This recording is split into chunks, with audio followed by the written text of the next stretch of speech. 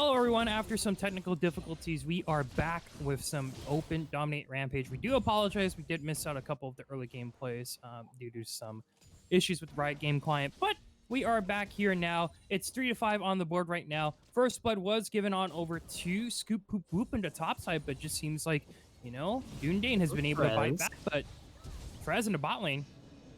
We going in, but the Karth is all immediately there, but I think Lulu will have the E available and the heal to save the Ezreal. And we do see the teleport onto Ezreal as well. No surprise there. The teleport on Ezreal is, of course, great. So you can get a cheater recall. There's a Shurima shuffle. Oh, Gosha going to be looking to get Neversaw here. There's the Shockwave. One more auto is going to be able to do it, but Gosha now going to be able to get Neversaw there. And, it just seems like right now, Team 1, the early game plan is they got to chill out, wait for Frez, but looks like the rest of Dunedain have other ideas. Oh, Lord, yeah, because that was a beautiful play by Gosha. They're just recognizing all those minions, they're going to be dead. Your enemy mid laner is going to be tanking those tower shots, and you're just going to be able to secure that kill easy peasy. What with Neversaw not having any of his sums. He did take heal on the Orianna this game, which is definitely a little bit interesting. Typically, you do see the teleport on the Orianna to match the mid lane prio, because teleport in the mid lane is just so great to have on a lot of these mages. Yeah, and over in the bot side right now, no surprises here. The Caitlyn and Lux is going to be struggling or going to be having some fun against this. But Frez going to be coming in. Scoop Poop Whoop is going to be able to... He's missing the ult, but I don't think it should matter. There's just slow knockup is going to be there. Frez is going to be able to get that shutdown. Very nicely done to the top side. The good parts of it, at least. The good parts of it, yeah. Sadly, missing that ultimate a little bit Pepega, but you still got the kill, so hashtag worth. Not to mention, too good for you. Did, of course, run even further towards you to dodge that ultimate, so hey, makes it even easier to kill him after that ultimate times out. Either way, though, shutting down that Garen, pretty big deal. Puts a lot of gold into Frez's pockets, as we saw. Scoop Poop Whoop, he will still have a little bit of trouble in this top lane as Rift Herald. Frez is going to be able to get that, but I think he should just get the Rift Herald and get on out. But Gosha's on his way. He does have ultimate, and Frez is just going to get taken down here. Is going to miss. Looking for the ward hop. Heal's going to be able to save him, actually, and Frez is going to get on out of there. Very risky, Rift Herald to do in the first place, but Frez is going to be able to get that one for himself and his team. And that was very close, too. He nearly paid his life for that and lost the Rift Herald there, because Numenor, he was, of course, there. Could have tried to force a 50-50 smite, if I'm not mistaken. I sadly wasn't looking at the smite cooldown. Either way, though, that Rift Herald can be kind of big here, since the platings, they are still up on the Rift, and if Frez is able to get a successful gank on this Lee Sin, you're going to be able to get even more. Look at the mid lane, though. I'll go for you. Too good for you. Maybe doing a little bit too much up top. Gosha going to be going in once again, but phase rush from Neversaw is going to be able to get him out on Elder. And if anything, right now, we look at Team 1, and I think their strongest point, once again, is going to be that mid jungle. And I wouldn't be surprised if that Rift Herald was just going to be dropped into the mid, getting this Orianna to as late game as fast as you can. And we are seeing this Orianna is going to be going for kind of the late game oriented build with the tier and eventually a Leandri's Torment along with the down 2. Good for you. Actually, maybe getting solo kill too. That's going to be a flash auto. Scoop Poop Whoop. Going to be able to get that one. And there's a lot happening. And that's just pure cockiness coming out from Too Good For You. It's not over. That's going to be a Resonate Strike right onto Strawberry Paladin. Gets caught out for trying to clear some wards. And that is going to mean a dragon. Second dragon of the game going on over to Team 1. And, that's the early game we were talking about, Lee Sin just going to be able to bring in a lot of damage. Gosha going for the same play once again. Flash whip the shockwave, but Neversaw's out of mana. And now Neversaw is going to be down for the count. Flash forward W, not going to be enough. And Neversaw, I think he just didn't realize how much mana he was just missing. That's brutal. That was so close, but Gosha, he has to recall here. Never mind. He just dies. That is going to be... Wow. Frez is going to be able to get that kill in the mid lane, but I think that Rift Herald, not exactly the best time to throw it down, honestly. I did like the ultimatum factor of that Rift Herald, because Gosha, he was forced to either stay there and deal with the Rift Herald, but have like 2 health. Oh, we're gonna have some Oh, action.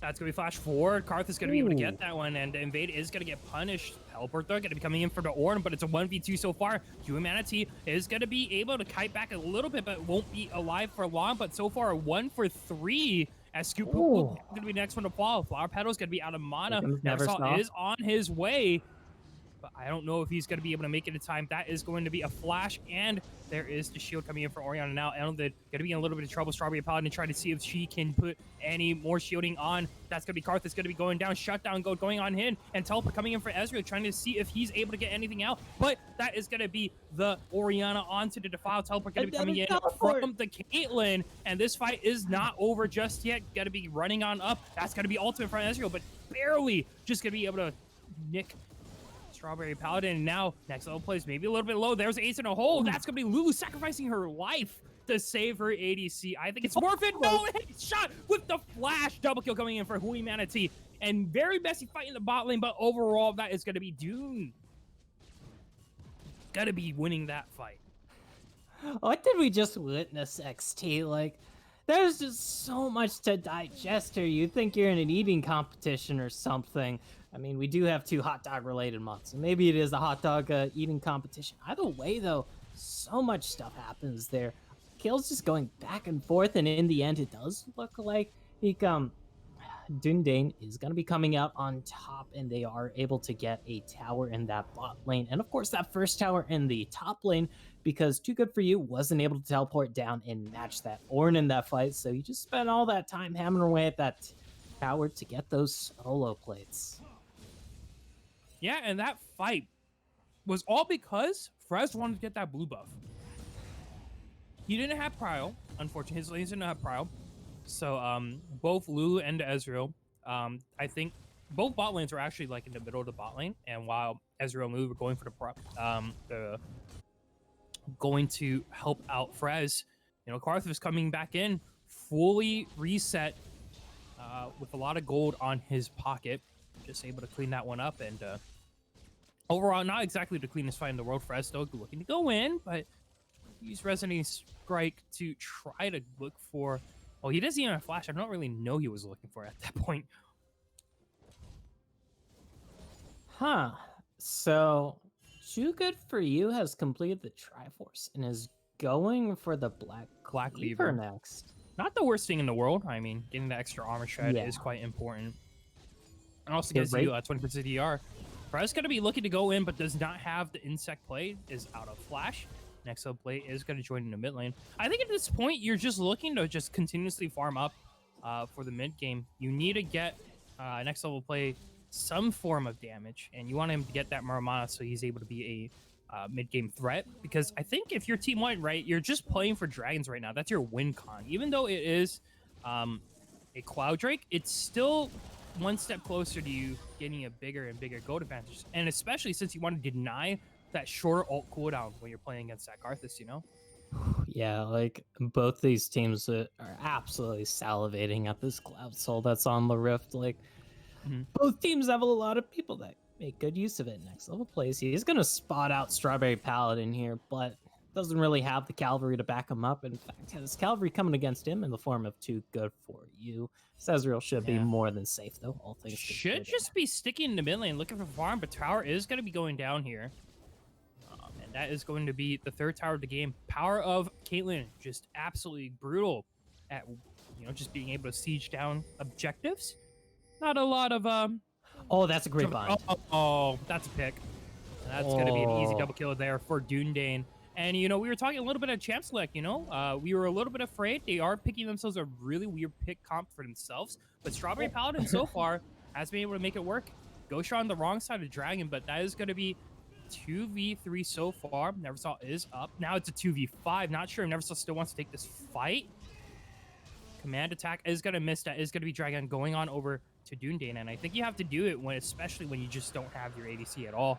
This Ezreal pick so far, not really working out. And that's the thing with the Ezreal Lulu lane when you're having to face the Caitlyn Lux.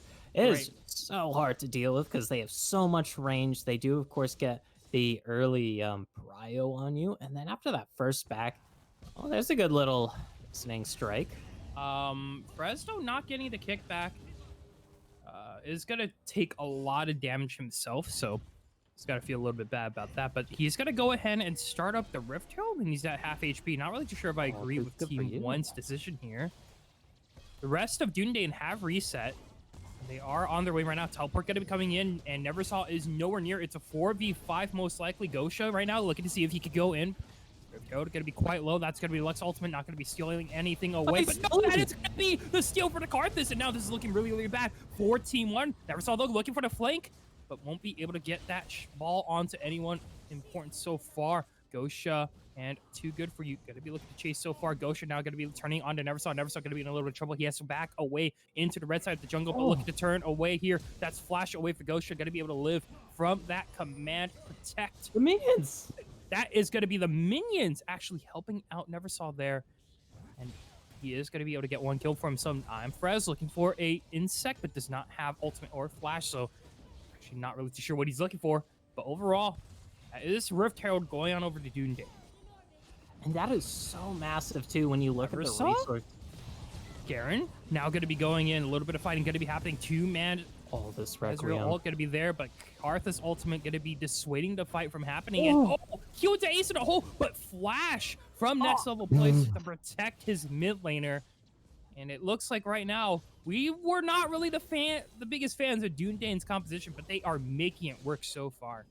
Oh, and they have just been doing such a great job at getting back control of this map here, because you have the Caitlyn Prio, you do of course have that quadruple ranged comp, so they just have free reign to just run up to all these towers and start hammering away. Yeah. Strawberry Pound has to be careful here. That's the tower going down, but he does have his Caitlyn here.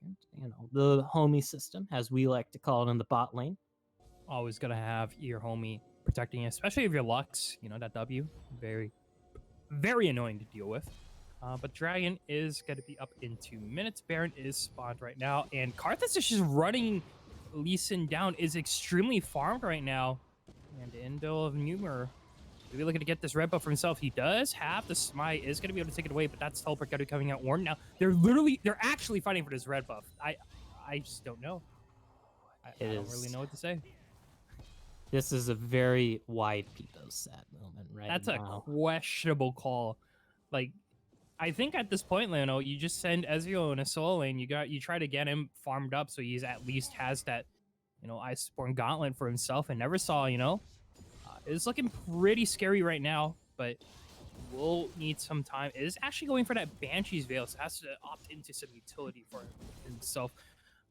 But right now it's just a really rough game because, you know, it looks like Dunedain was able to establish a really early lead. This Karthus now just absolutely farmed. And we're looking at a really dumb quadruple poke pick comp where if you're just caught out by Strawberry Paladin, you're probably dead. God, yeah, like this Karthus here for Ellen, he already has that Leandri's completed. Even got that little bit of that the orb of action going on, so he has that 33 flat magic pen. He's got a bunch of Dark Harvest stacks too. Is this Baron? Dunedain could do it. Like, they have Karthus, Caitlyn, and like, there's no response. No, they're just gonna do it. They're just gonna do it. And the response is actually they are looking for the bot lane, but Frez, me backing off, that is gonna be a free Baron going over to Dunedain. And you know, we talked about the biggest weakness for Dunedain is team fights. You know, who cares about team fights when you can just out-macro your opponents, and not only that, just play for picks. It's just that easy, it seems. Yeah, like, that is just such a disgusting pickup. Oh, never mind, Ellen. And they'll half HP. Should be finding Shockwave is going to be able to land onto Azir. And speaking of picks, that's going to be a huge pick on the one so far. That's going to be as Lee Sin ultimate, but knockup going to be on to the Caitlyn. Big shutdowns coming in, but it's too good for you to be looking for. The judgment there is going to be able to get Frez there, but the rest of the team is available. 14-1 next level play has to run away. Is able to get the shield and a turret shot. Thank you. Flower Petal is able to save his life there. That is going to be a 3 for 1 there. And Karthus able to get a Requiem out, but won't be able to take anyone but Frez there. That's going to be a third Dragon of the game. Soul point now going on over to Team 1. And, you know, against all odds, We talked about the pick on for Dunedain, but now looks like it is, Team 1 looking for the picks. And that is such a massive pickup there for Team 1 XT, because not only do you take off 3 of those Baron buffs and really stuff that, not only do you put yourself on that sole point there, but you've wasted so much of the enemy team's Baron buff timer that I don't think they're realistically gonna get a whole lot of mileage out of this. Well, I mean, they could still look for something. Like, for example, the Garen is just going to be looking to soul kill Frez. What? What? Frez, what are you... Bro! Frez! Hello? The blast All right. plan. I just don't really know what to tell you there. Too good for you is just going to be able to walk away from there, and that's a tilter. But that's going to be most likely this mid turret going down. You know what? Once again, there's still a shockwave on a Strawberry Paladin, but nothing is really connecting from next level plays. And that's a huge ultimate down, but one ult is still available. Mid-lane siege is going to continue. This turret is going to be going down. Everyone else on Team 1 is quite low. Gosha and Humanity now going to be looking to get this turret. Frez looking to go in, but does not have ult. Inhibitor is going to go down. And I think the rest, if you're Dunedain, you just back off here. Rotate top. Yeah. Just textbook plays. Yeah, Dunedain got what they want there. They got a completely free inhibitor. They still have enough Baron buff left here and the 5-man squad. With how much of an advantage they have, at least in terms of that gold lead, it will help patch up their somewhat lacking 5 versus 5 team prowess. Let's see what else happens here, though, because that Baron buff should be timing out shortly here. And they're able to get a lot for that. Too good for you. And get slowed up a little here, but I don't think we're going to be seeing too much action. Yeah, right now we're just going to be back to a stall game unless, Team 1 makes a mistake again, or either team making a mistake now and gives up someone. But I think this time where both teams just want to scale on up. Death Dance right now going to be worked on by the Ezreal. Should be no surprise here. He wants to be as tanky as possible to deal with the amount of burst damage there is onto the Caitlyn and Karthus. And we also have to keep in mind that, Too Good For You still has the potential of getting kited by the Ezreal and the Orianna, but Too Good For You right now has just been playing a pretty nasty Garen, has been doing a lot with so little that he's been given, and not to mention Endo is just mega farmed. God, yeah, like, that's the thing with Karthus jungle, you're able to just turbo farm so hard. Just there's a 2-level difference between these two junglers right now, which is massive, because that does mean the smite does more damage. Never mind that. Too good for you. He's a little caught. Interesting Q placement, but it looks like we are seeing a fight here. That's going to be a 2-man shock, but no follow-up to so far. Or an ult going to be able to knock up Too Good For You, but 3 ultimates, I think, used. Humanity actually teleporting into a really weird spot, but is actually going to be able to kite this one back, able to get 1 and then 1v2. And Frez is just not able to land anything there. And really unfortunate for Team 1. They were looking for so many picks, just were not able to get anything. And they used a lot. They were so close, too, there. They committed the teleport. They committed many ultimates there. They're not able to get anything in the end except for losing their tower and losing their jungler. And that wasn't even with Ellen there on the Karthus. Like, no damage going to be done thanks to the Lulu. Got to be able to get that empowered shield off. Too Good For You, though, trying to push it out mid, but Siege is going to continue about Gosha really, really low. Knockup going to be able to land on it, too. This could be huge. Humanity is going to be going down, and now the rest of Dunedain has to run away. Too Good For You is going to be still in the mid lane, but that is so far a 2-0 Gosha now. Maybe looking to turn this one around. Does have ultimate, but will use the dash to get away. Ultimate is going to miss, but still really nicely done by Team 1, able to get some picks for themselves, and it looks like, Dunedain may have just overstayed. Overstayed is a little bit of an understatement, because there was 3 of them in the bottom there. They get instant collapsed on, and you have to remember at the start of that fight there, XT, Strawberry Paladin was already pretty low. Gosha wasn't exactly looking too pretty either, and when you have all 3 of those squishy members and they get a little caught out by 5 enemies, well, you tend to die a little, to say the least, and it is rather unfortunate timing, considering that there is going to be a dragon here in 20 seconds. Everybody should be back on the board for Dragon Soul. Dunedain, and the biggest consequence might just be that they won't be able to get all the vision control they want here. I'm honestly speaking, if I'm Team 1, I wouldn't be too. I would be kind of down to just give this one up and just wait for the next fight and just keep scaling it up. But Dragon is going to be up. Looks like everyone is here to contest right now. Azir is not going to be in the fight so far. Maybe look for a flank. Orn. Orn all in. Then no, it's going to get stolen away by the Karthus. No Cloud Soul just yet. Team 1 now going to be looking to see if they could turn this one around while Azir is going to get zoned away. But so far, Frez is going to be the first one going down. Now Get the base. on the run. The But teleport. so look at the end of this game, and no one's going to be able to be in the base right on time. Azir is going to be doing work onto the towers. 2 teleports now going to be going here. There is the Karthus ult to stop all the backs here. This could be bad. This could be catastrophic as Dunedain are just looking to end the game with a back door. Gosha now going to be going in, but the flash away from next level play is going to be allowing him to be a little bit more safe. Andel is going to be here now. That's going to be another tower going down, but the rest of Dunedain are going to be really, really low. That's 1, that's 2, maybe a third. No, too good for you. Got to be able to go off into the top side, but now looking for the top lane inhibitor. It's going to be going down there. And not only do they not get the Dragon Soul, they lose so much of their base, but Hui Manatee now going to be a little bit caught out, is going to get taken down. And the rest of the base here, maybe in shambles. That is an inhibitor spawning, but they do lose the top inhibitor as a result. And I think that sets up Dunedain for a Baron. It has to here. There's only 2 enemies. There's no jungler. And you don't have to worry about those supers hitting that top wave just quite yet, since they're only spawning just now. Frez, though, he is starting up the Baron, or at least with the help of Strawberry Paladin. But if Team 1 are looking for a way back into this, this is the time. This is the chance. I don't know if they could dig this Baron fast enough, but Strawberry Paladin using the Blast Cone, but is going to be looking to set it up. Too good for you. Now going to be in the area. Is quite tanky, and I wouldn't be too surprised if he just runs in and takes someone down with him. But the Baron is going to continue to get lower and lower. I don't think they're going to be able to do it in time before Cox is able to come in, but that's going to be the Baron kick here. The Orn ult is going to be coming on out of here. It's going to get stolen by Strawberry Paladin. What a disaster again. Frez is not able to secure the game. And now, that's first Cloud Soul, and now Baron and Gosha now going to be on the hunt, looking to see if he can close this one out. But there's the chocolate. Gosha going to get it taken out. So, a little bit of mistake there from Dunedain, but still, if you are... Oh my god. I just don't know what to tell you, Frez. But Frez now going to be going in onto the Garen. Garen going to be doing a lot of retaliation damage, but still... Oh, dear. Oh, dear. You hate to see it. If you're Frez right now, you're mega tilted, dude. Honestly. He still has smite. That's the worst part. Like, yeah. Okay, yeah, sure. Strawberry Paladin did throw out his full burst there, but it is a support. Lex isn't building full AP. Like, oh god, that is just one of those things as a jungler that will haunt you for the rest of the series, maybe even the rest of the week.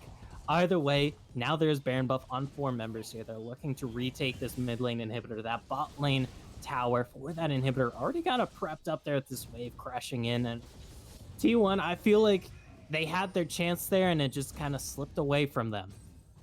Yeah, if I'm Team 1 right now, I'm probably thinking about going next year because this is not looking good. That's got to be next level plays. Almost take it down here, but the Nexus is wide open. Everyone else from Team 1 are quite low. Honestly, if I'm Team 1, I just go for the end here, but there's the Orn ult. Hui Manatee now going to be in a little bit of trouble. There's the kickback. Caitlyn is going to be the first one to fall, but meanwhile, too good for you. Got to be using the E, trying to see if he can get out, but now he's going to be the next one to fall, but look at this. The rest Can they end?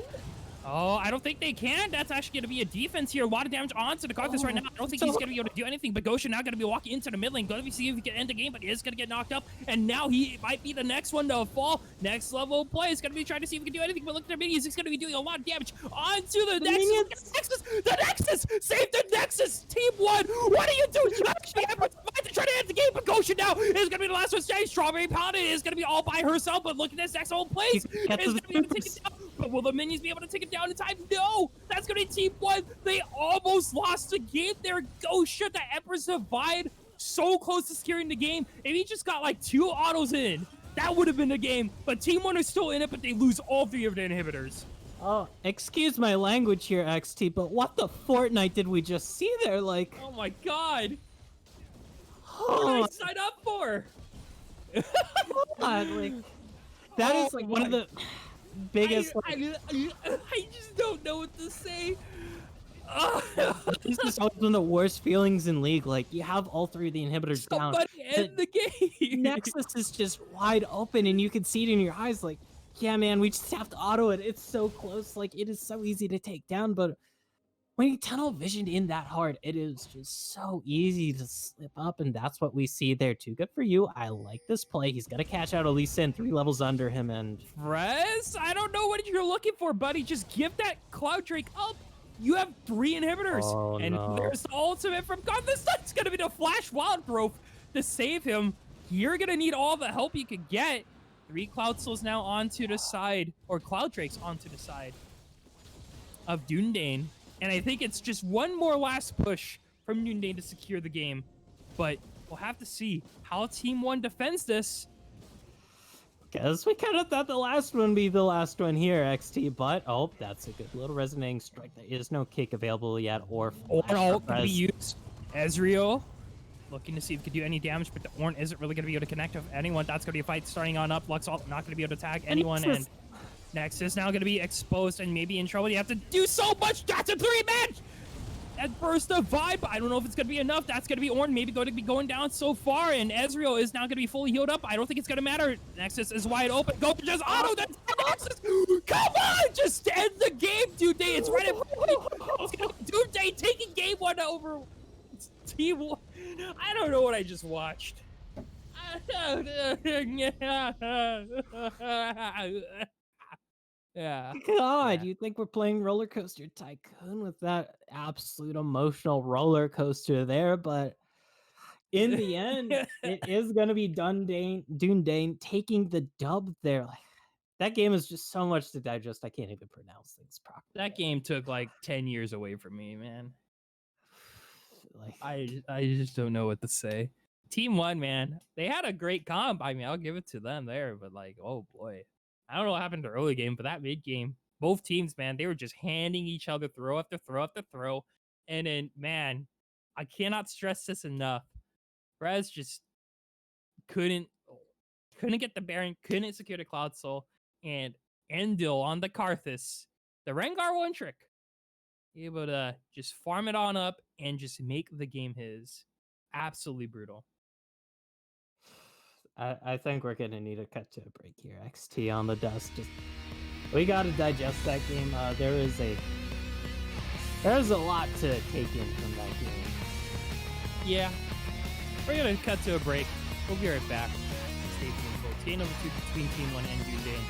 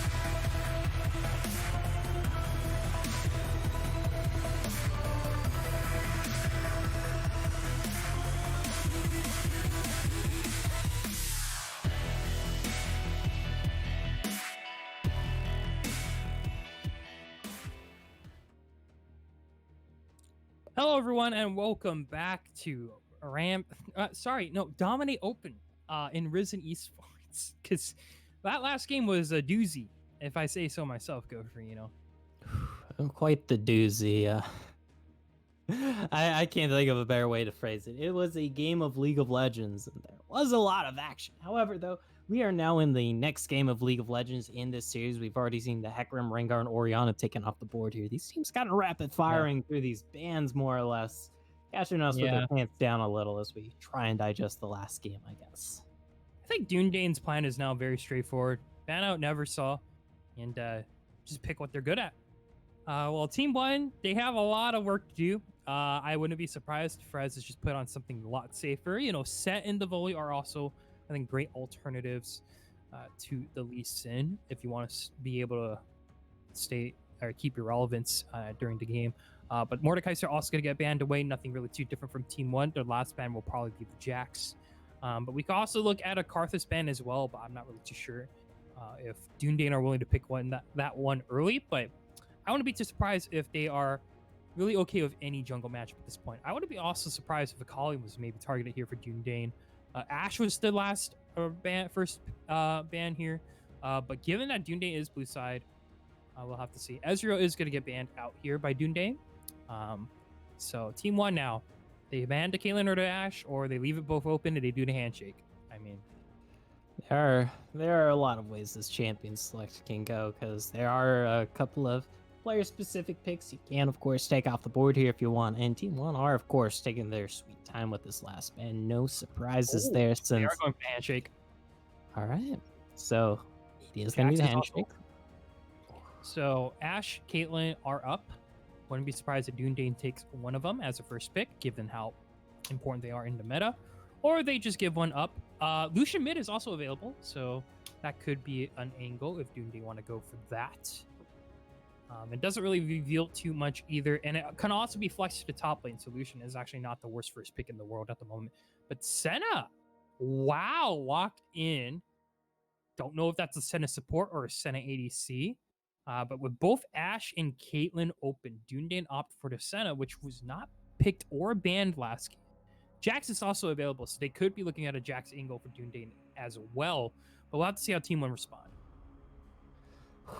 Yeah, because there is still a lot on the table. You mentioned the Jax. Of course, Caitlyn and Ashe are both on the board too. Tristana? All right. That does bring a lot of villain power. That is Jinx, not Tristana. Gotta love pro drafts sometimes.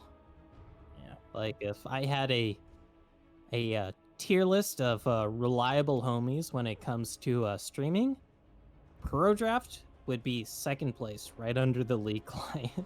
It's really weird how they're opting for an early hyper carry of Team 1. And Lulu, so it's going to be Jinx Lulu. So, you know what it's going to be disgusting? If it's like a Senna Caitlyn or a Senna Ashe. Whoa, Tristana Lulu, that is Jinx definitely Lulu. Again, it's a Jinx. Oh, right, Jinx Lulu. Yeah.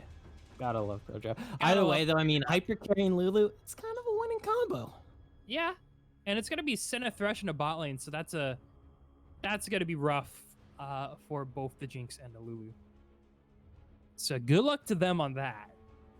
Senna and Thresh, although Senna, yes, did get a little bit nerfed. Soul Generation is a little bit weaker than before. She is still very, very strong when it comes to the 2v2. So she paired up with something like Thresh.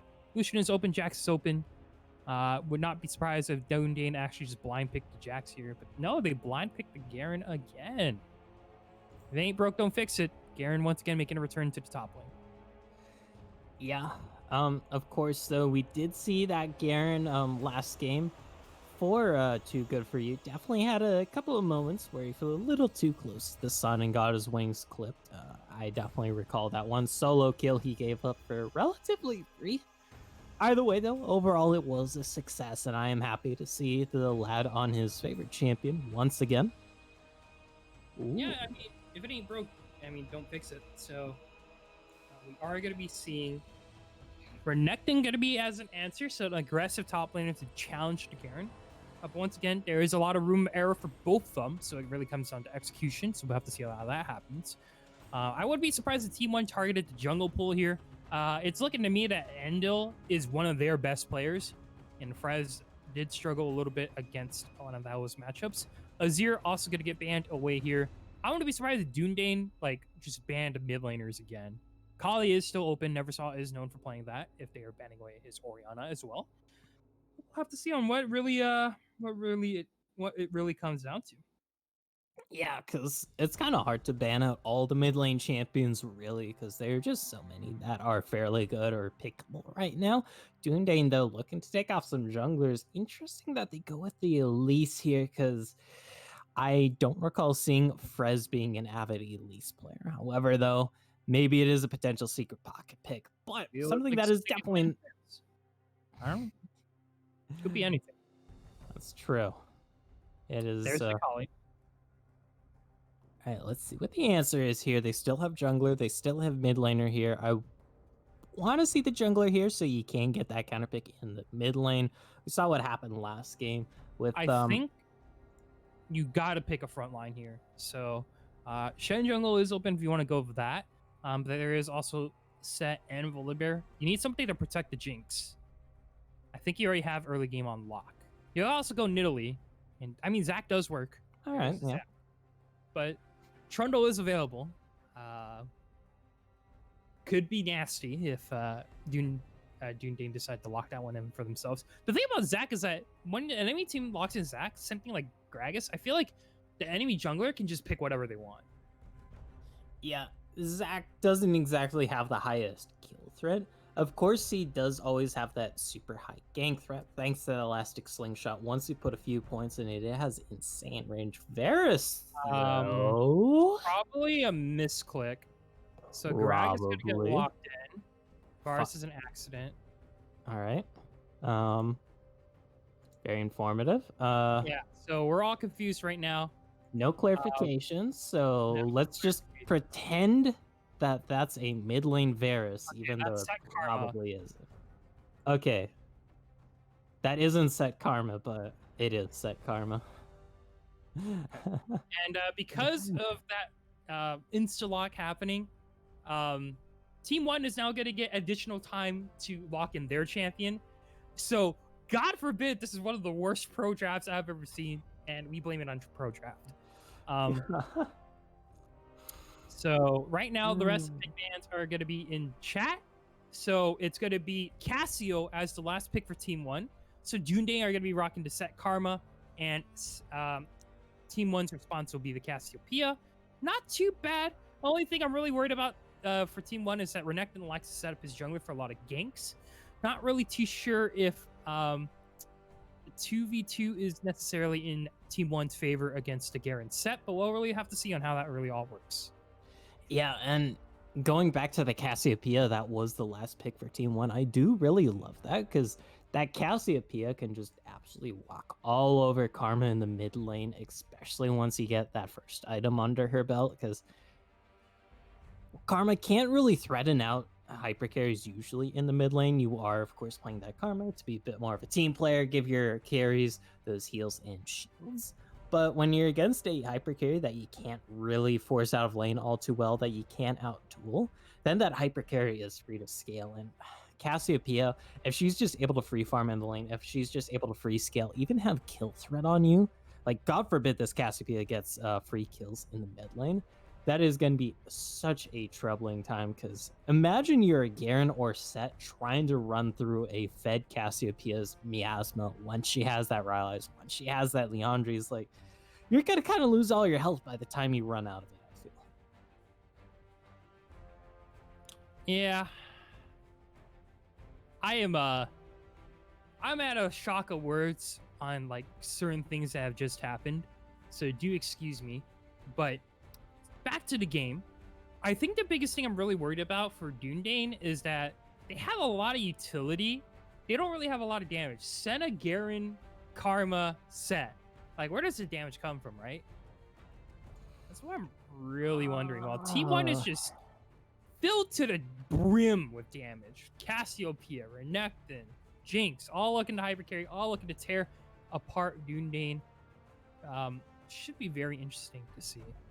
Yeah, because That's one thing I really dislike about this Dunedain Karma mid pick. Like, you are like, what carry do you have to heal and shield here to keep alive? Like, okay, the Senna is a carry, yes, but Senna is much, much more of a supportive AD carry when it comes to a orientation in terms of play style, and not exactly a hyper carry to say the least. And when you're having to face down 3 hyper carries, I feel like this Karma pick is a little bit sus, and it's just kind of rubbing me the wrong way here. I don't know about you, XT, but it's definitely rubbing me the wrong way, to repeat myself.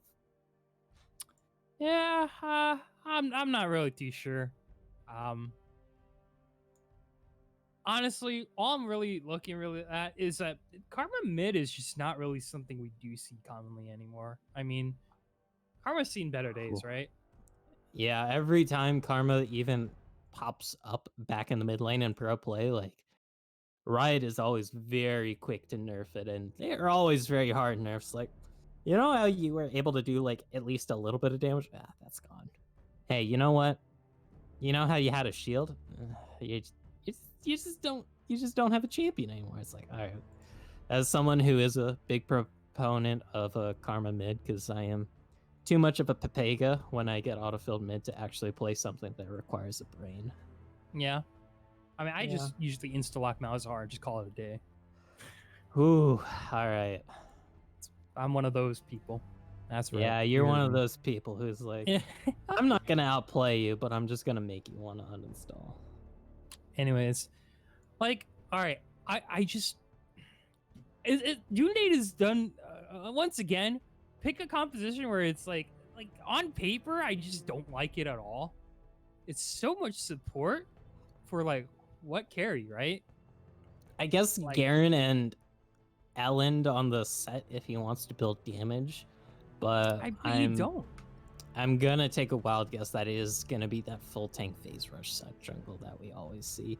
Even though they did change set this patch or the patch before, I believe it's the patch before, to really got his base damages a lot to target the support and jungle full tank builds and reward the much more AD centric top lane builds. But top lane was already kind of his weakest role, and just gutting his base damages made life a little bit harder for him. Either way, what if he just goes like warrior set to Triforce? I can hope. Like, realistically, could be an option, but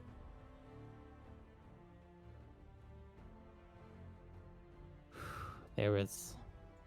But here's the thing: when your main carry that you're trying to support and buff up is set / Garen, and they don't have those innate like just gap closers. When you're having to run into Lulu, Cassiopeia, like that is just a complete nightmare. Yeah, that's rough, buddy.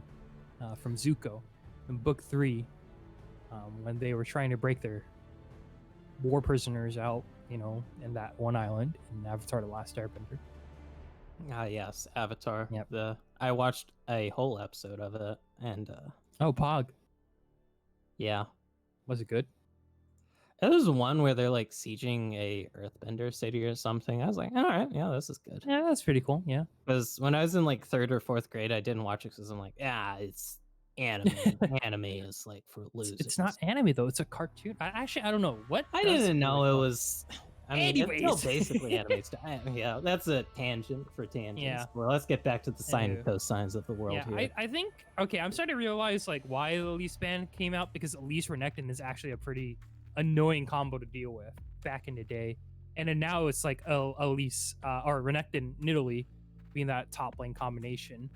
But like what Renekton wants to do is like he sets up lane prile so that your jungler can invade his side of the map. But Zach doesn't really do that. So there goes a lot of Renekton's strength, right? So I'll have to see where it pops up. Before we head into break, what's your prediction, Mr. Go for Eno? Well, I had a prediction last game, and I want to give it to Team 1 again this time, but we were wrong last time, so maybe it's a little bit more of a cautious bet, but I just feel like the draft differential is just so huge here. Like Team One have drafted a fairly decent-ish composition, and I just feel like Dunedain, like I'm looking at the composition, I'm like, what in the Sam hell is your win con here? Yeah. Yeah, we're just gonna toss the break here and see what really happens. We'll flame someone eventually for one of these drafts, and I'm really hoping it's not Team One, because they had a really good draft last game. They just didn't execute well. But I think this composition is a lot easier to execute. I have a lot of confidence in Team One, but Dunedain, you never know what can happen with them. Folks, we are going to be taking a break. When we come back, game number 2.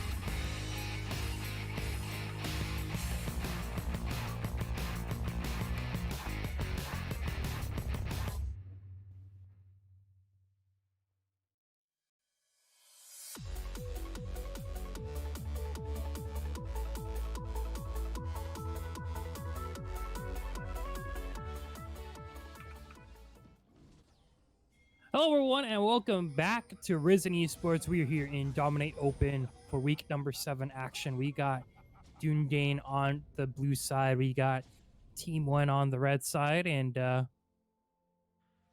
it's looking like a phase rush set. Probably tank phase rush set. So Boo, boo. they are going for an invade. I'm Frez. You gotta make something happen here. I feel you do have Nah, flashes just put some wards available. down. Yeah, Just it put is just a gonna be ward. chicken out.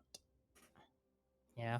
And as a response, next level plays, we'll go ahead and put a ward down, probably in the red side here. But he's going really deep. Like, really deep. Really deep. He should be able to get out. But if somebody face checks that bush... Wait, there's What no in the way. world is this? Oh my god. Because why would you ever check that bush that he's currently recalling in? Like, Yeah. But he was in the Nobody ever, earlier, the bush that Humanity was in earlier. Oh my god. What in the world was that? this series is keeping up with never failing to amaze us, I guess. Well, Zach is going to be late to his buff, and Jinx is going to be late to her lane. So, yeah. That happened. Yeah, it is. Yeah, Jinx is... Don't tell me Jinx actually lost minions. She should be fine. Okay, she's fine. She got so lucky. Oh my gosh. Are you serious? I guess that... I'm adding that play to my text, but immediately gets hooked by Strawberry Paladin, but should be fine because level 1 is kind of weak here. But Yeah. Jinx is already just getting poked out. This is rough. Yeah. Still, though, it is a very huge chunk onto the Jinx, like you said, and you don't exactly have a lot of innate healing. Oh push, my so gosh! This is actually 200 IQ, but Fritz has the Um, collapse. So Yeah. I mean, Set at the other side of the map is doing vertical jungling there. But Gosha, man, good read on him. Trying to stall Zac as much as he can. I was gonna Zac is not one of those junglers who like to counter jungle too much. And like this is like I honestly think like the strat would have been a lot better if like you put Frez on someone like the Nidalee, or maybe even something like the Kindred or the Karthus, or not the Karthus, but there are a lot of options I think that could have made it work here. But it's looking like a Scuttle Crab trade here. We do see Endil going on over to the mid lane. And he's looking to get that top Scuttle right now. Frez is going to be there to match him. and let's see what happens here. There's the slingshot. There's still 700 left on that crab though. Gosha has lane prio. That's smite onto Endil so far. Frez now going to be in a little bit of trouble. There's the W. Scoop the Whoop going to be looking to go in here. Oh, and Endil no, now going no, to be in a lot of no. trouble. Does not have the W, but he does get the shielding there. And Kinda now good, too realized. good for you. Is able to get the first blood. And now Gosha going to be looking for the chase here. Does get the kill onto Frez. Looking to see if he's able to get the passive, but won't be able to. And really interesting. Really interesting topside Scuttle trade. Double Scuttle is going to be going on over to Endril there. Oh, yeah. That's pretty big. That's a start. Yeah, because now he has a very solid camp lead. He has that extra assist in the tank to give him that bit of extra gold and EXP, which is absolutely great as this set jungle who tends to go the full tank, because you really want those base damages, even though they were nerfed a decent chunk. You still want all the base damage you can get if you're building full tank. All right. This might be a stereotype, but like you got to remember. Oh, that's a great hook. Next level plays is going to be in a lot of trouble. Has to flash away. Is also ignited there. And, once again, there is the reason why Seta and Thresh, one of the best bot lane duos right now in the meta. God, and this is just such a terrible stance here for next level plays and Flower Petals, because they have no health on this Jinx, basically no mana on both the members here, so all they can do is watch the slow push happen right into that tower, and even then they have to be careful of a lone hook hitting them. Sure, there is no ignite, but if that hook lands, with just how low next level plays is, I mean, he just dies instantly. Oh, nice hook onto Flower Petals. Now, Flower Petals could be in a little bit of trouble here, but Humanity immediately gets polymorph there. I mean, on the top lane, Scoop the Poop. Scoop Poop Whoop. There's a huge wave there, and he's going to get it denied. Looks to go back under tower there, but too good for you. Is able to get that one from himself. Isn't going to go down to the tower, and that's a lot of minions under tower. He has to teleport, I think, but might be a little bit risky. On the bot lane. Humanity actually takes a power shot. Oh, what a lantern. Actually, Strawberry Paladin able to read that one out, but there's the teleport coming in right now from Gosha. Going to be looking for his second point. Wow, look at that kill. Humanity flashes forward. What in the world? Max range Q. Max range Q. That was sick. But why this shit was next level plays still in lane when you have like 100 health? Like, yeah, take the L back there, buy a call, come back to lane, and just try and survive. You're a hyper carry, but you just decide to fall back even further in CS. You give up that kill, and Canyon gone. This is a tilter. It's tilting me. Like, just as wait an till you AD see our carry player, you need to know when to take the L recall. Okay, Champions is on Sunday. We'll have that going for us. Oh, Gosha, though, taking a huge trade actually going on from Neversaw. Still also has ult up. I think Gosha actually getting punished quite a bit for making the top lane play and immediately going to bot lane. Actually loses out on a lot of farm. And Scoop has to be careful here. There's no flash quite yet on Ellen, so he's going to be able to get out of that one. Yeah, and right now as the game is going to be continuing here, we are looking at a early dragon actually to get started up by next level plays in Flower Petal. So if there is one positive thing that is happening here for Team 1 right now, it is that. But I am at a loss for words right now. Go for As this loss? Either way, though, that is going to be the Infernal picked up here for the side of Team Oh 1. They my! Leave Scoop Poop Whoop alone. Hex Flash into ultimate. Oh no! But Scoop Poop Whoop is gonna be able to go. He's gonna get 2. He's actually gonna get 2. Okay. Oh my god.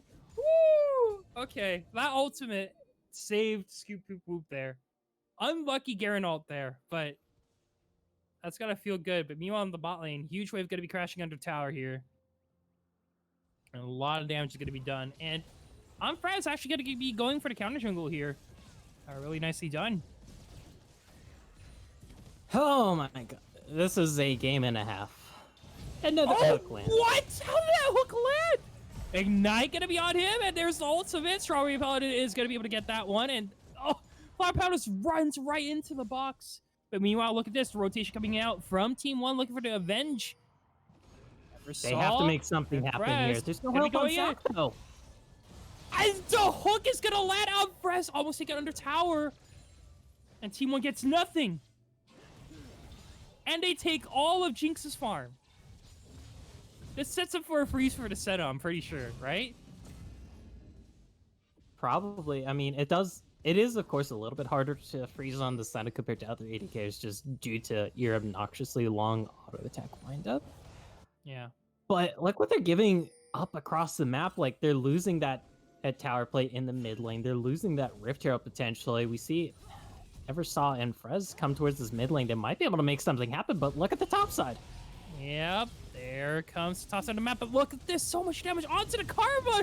Immediately going to be going down, and now Eversaw going to be doing as much work as he can to try to win this fight. Strawberry Pound is going to be there. Frez going to be losing his passive there. Hook, though, onto the Jinx. Could mean this Jinx goes down. Next level of plays is down again, but it's a 1-for-2 in the mid lane.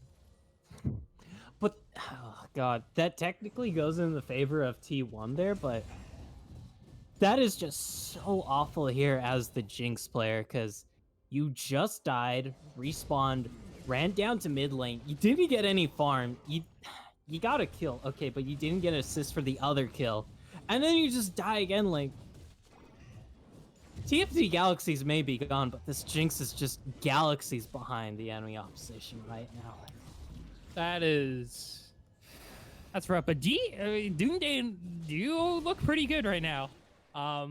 They just know what to do. It just seems like they're always being proactive on the map, and it seems like sometimes T1 are just responding very poorly to what Dunedain's really trying to put on, trying to do on the map. So, very interesting game so far.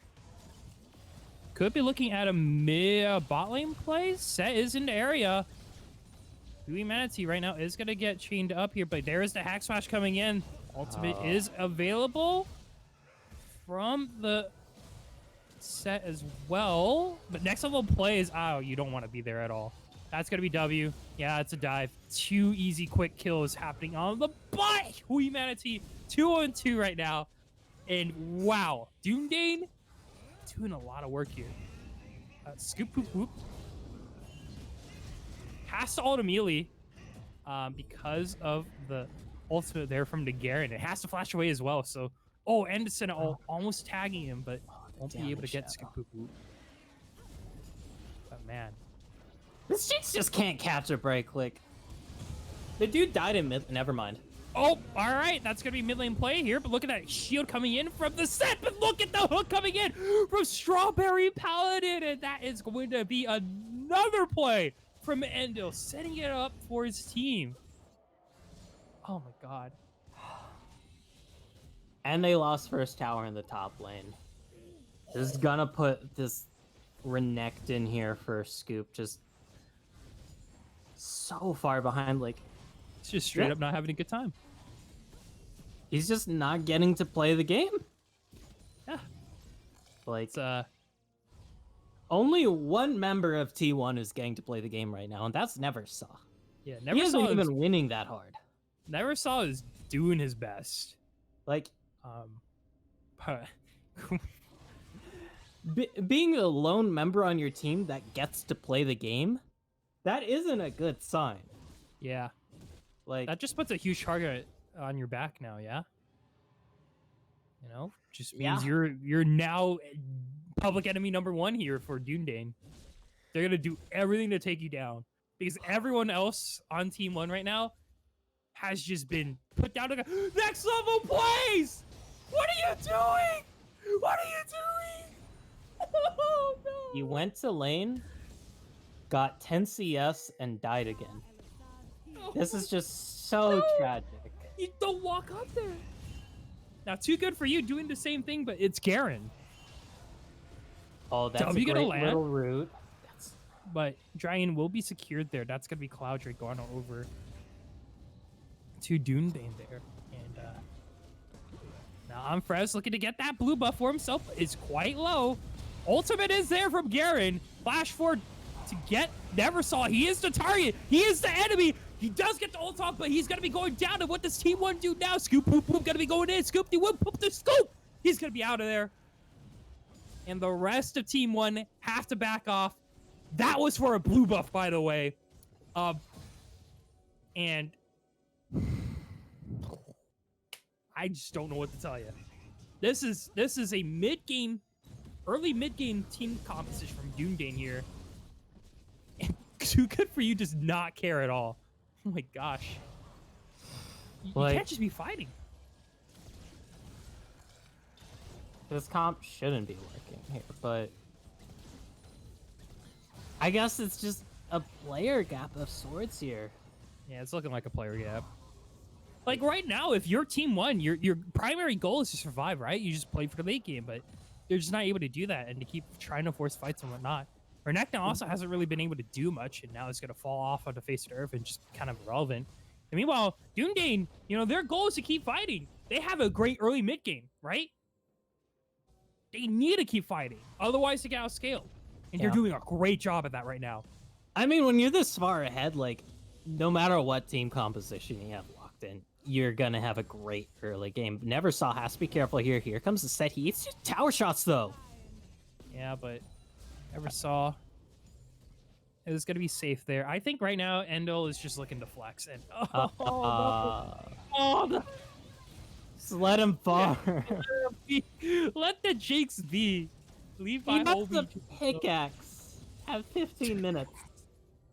His enemy lane opponent has nearly finished his second item.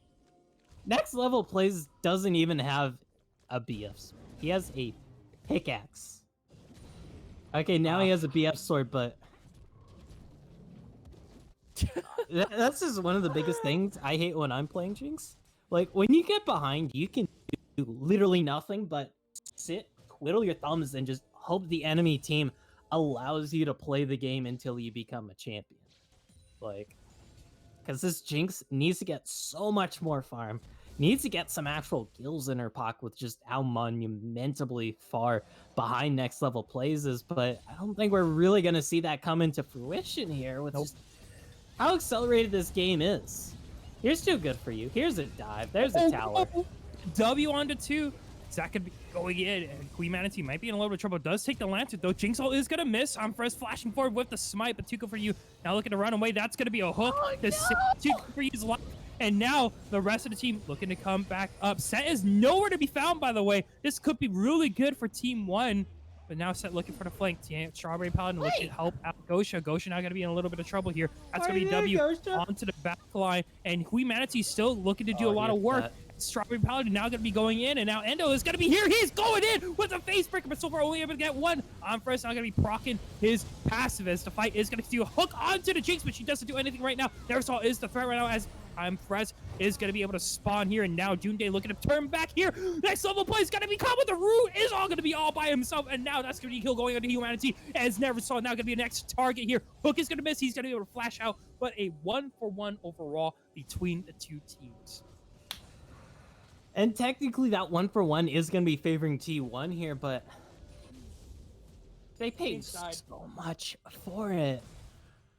Like, at this point, like, next level plays, he's 1-6. If you're trading him for a single enemy champion, you've won it. Queen Manatee. Oh, good. That's huge. Shutdown going on to Neversaw. God, that was a 400 gold bounty, too.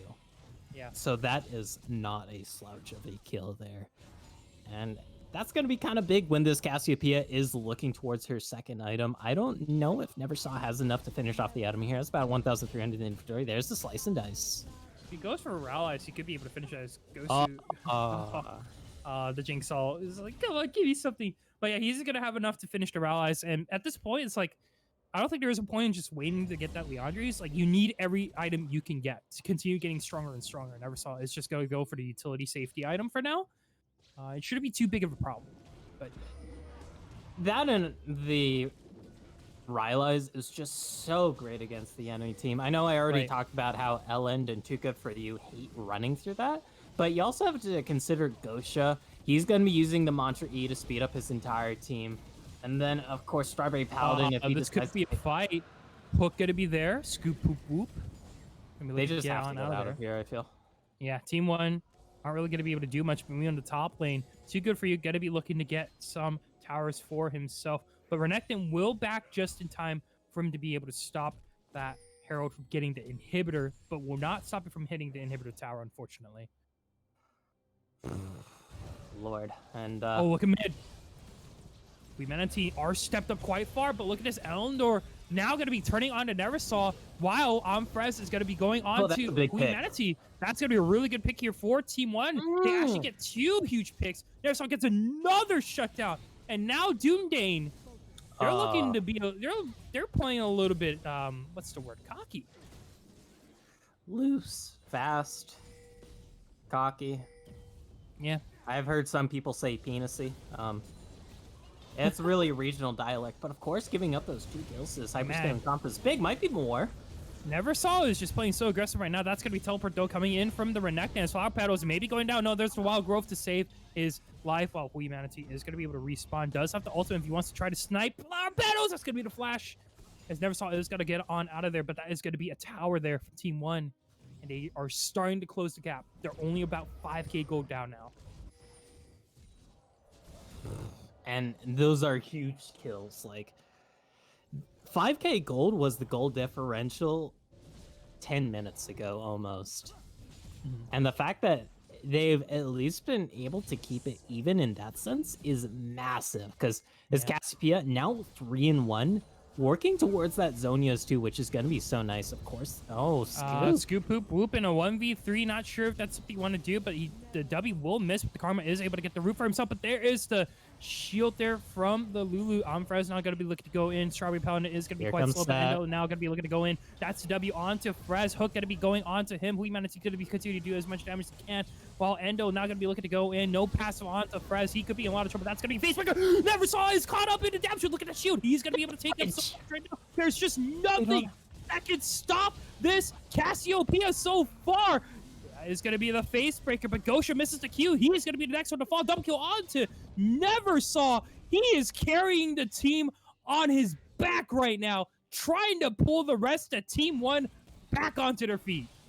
And the comp issues for Dunedain here are just rearing the head, because we saw them get 2 picks there, but they just have 0 damage to follow up with. Like, there's just nothing they can do. Like, Neversaw, we saw him get hooked there, and it's like, all right, yeah, this is going to be a little bit of a pickle, but this is no damage to threaten this Cassiopeia, who has that Seraph Shield, who has that bonus out from the Rileys, and is even working towards that Zonia's now. That Zonia's just going to be so clutch, because when you think you catch out that Cassiopeia, she just goes golden, and next thing you know, you're standing in a pool of miasma in the middle of 5 people. Oh, do they actually catch this? Oh, but no, it looks like no, they never saw something for himself, but Garen is going to be on the way. Too good for you now. Gonna be probably one of the few members that does have a lot of damage to deal with. Never saw there's gonna be an ultimate. There's a Wild Growth at the perfect time again. But good for you is gonna be flashing forward, trying to get Never saw so low. Finally shut down there, but too good for you. Maybe the next one to fall, he will go down. Strawberry Paladin tries to get out of there. Will get tagged by the W. Next level play is going to be looking to shut down Goat for himself. Strawberry Paladin will finally go down. No, he dodges the W and he's able to get out of it. But look at this now. Elendor going to be in launch, but has to flash away as Strawberry Paladin still the target. W will not connect. No, he's out. He's out. Oh my God. All right, I guess that zap was a little predictive, but they just don't have too strong. Like, yeah. we're Oh my wondering god. what the hell the game plan was for this comp and champion select, and then all of a sudden they get a massive lead. We're like, all right, yeah, this is something, but we're now in team fighting phase, baby, and Yeah. they just can't do damage, especially with too good for you. Always split pushing on this Garen. You're missing one of the few members that can actually do a decent chunk of damage here. And Yeah. I honestly don't think Dunedain can do anything whatsoever aside from pray for some sort of miracle to come back in this game. Yep. Like, I mean, Never Saw does have, you know, a lot of appeal going for him, and especially Lulu that's able to keep him alive for a long, long time. But I think right now, Dunedain, they are going to be looking for the or for the Mountain Drake, and that's going to be pretty important for him, actually, as Frez going to be looking to go in, and too good for you. Actually, split up for the team. He's going to just get slowed down by Neversaw. This is an easy kill on Neversaw. That's the last person you want to take it down. Too good for you. Now, just caught out like that is going to be down for the count. Frez now going to be looking to go in. Weemancy is going to be split up from the team. Five pedals is going to be quite low, but look at this Redactor out to the back line. That's cool. Boom, boom. Going to be able to get one. And Team 1 are finally able to get some damn kills. It's about damn time. That's going to be Facebreaker coming out from Endo, trying to get on out of there. There is no damage on this composition. There is no way of stopping Neversaw. You cannot make...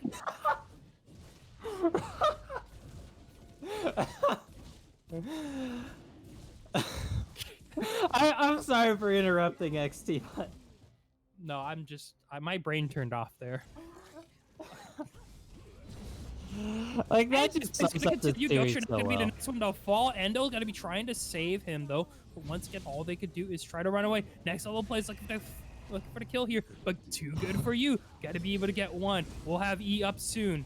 Looking for the silence. There is the Senna ultimate, but remember, it only targets champions. That's gonna be too good for you. Gonna be going down in next level plays. Gotta be able to get some gold onto his pocket, but yeah, oh boy, dude.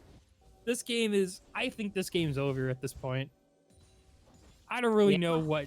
Like, Dunedain had a huge lead, and they just needed to keep going and going and going. Once again, Neversaw was the target. They had to shut down Neversaw. Weemancy is able to get one for himself. I mean, that's still fine. It's not Neversaw.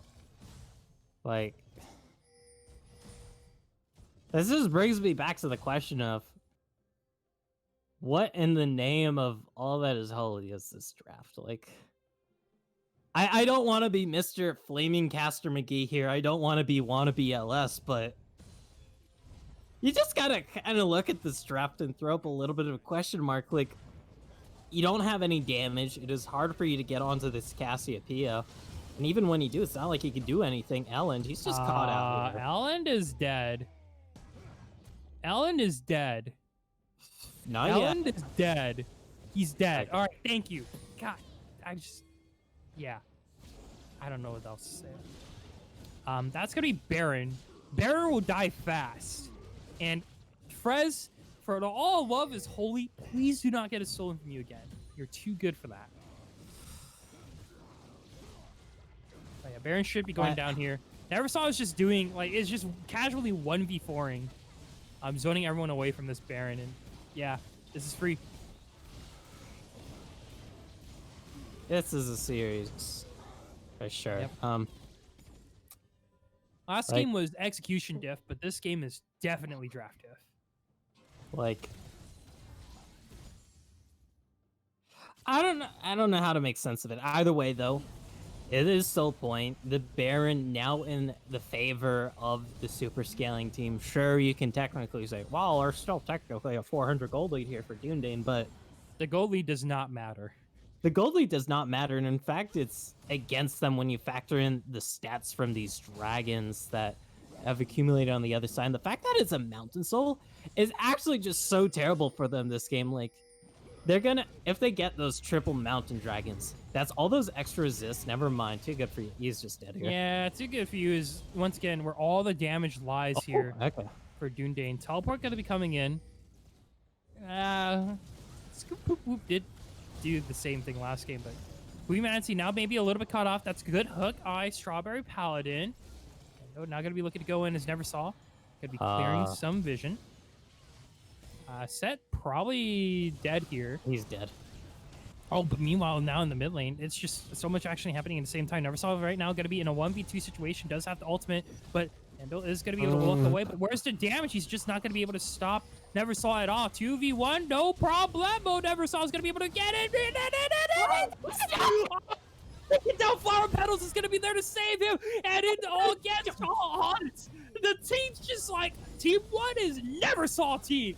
And they just threw everything to save him. Strawberry Paladin now going to be the next one, probably going to be going down here. Neversaw going to be looking to get the kill. No, next level play is going to be able to get that. They're going to be looking to push to the mid. They're going to be looking to end the game. We're looking at game number 3 go for Ito, and oh my lord! It's a draft diff. Let's go next. Game number 3 going to be going here between Team 1 and Dunedain. We are in for a series. And what a series it has been so far, and game 3 just can't disappoint whatsoever. Like, I don't know anymore, man. I'm the imposter, by the way. like, I know it's League of Legends on my screen. Oh my I know it's the gosh. game I've played since 2012, so for 8 years at this point. And I'm just still shocked at what's happening on my screen. Like, let this be a PSA. Please, for the love of God, actually put some damage in your draft. Like, Yeah. That's just not how you do it. Um, let's see what options were available. Well, Blanc, Lucian was available, but that would be too much AD, so I can understand why they didn't go for the Lucian in the mid lane. Corki was available. I guess they respected the counter pick that much, but they just didn't realize they were counter picking themselves. So Dunedain, not the best draft. And we see the results of that. But man, has to feel good for Team 1 after that abysmal early game and that horrendous game number 1.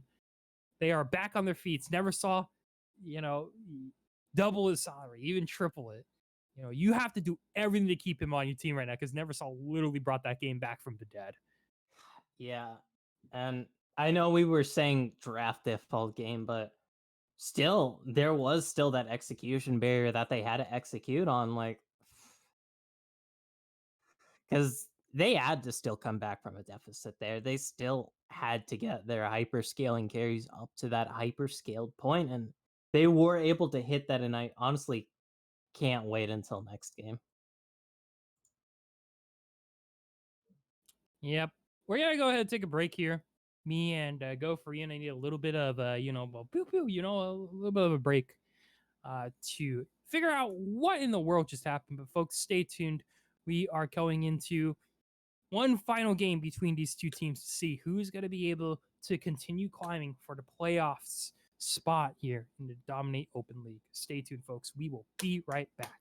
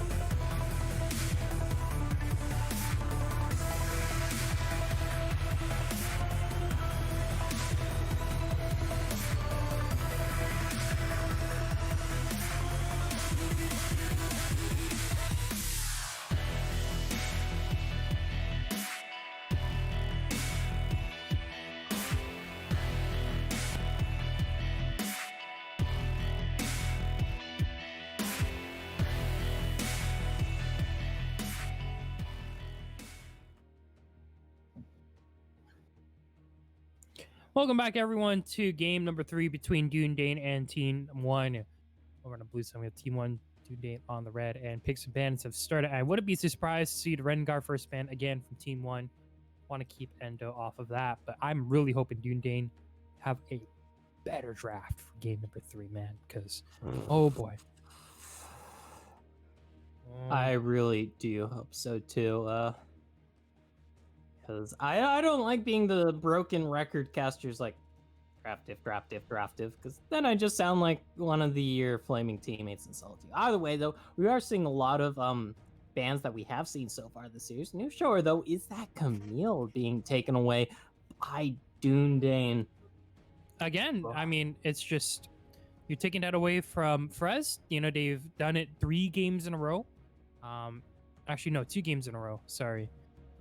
They don't want to give it to Frez. They want to respect his champ pool here. Senna is going to go locked in for Team 1, however, but Graves Karma as a result. Okay, that's a lot better. That's a lot better to see for the jungle there, because it actually just makes sense.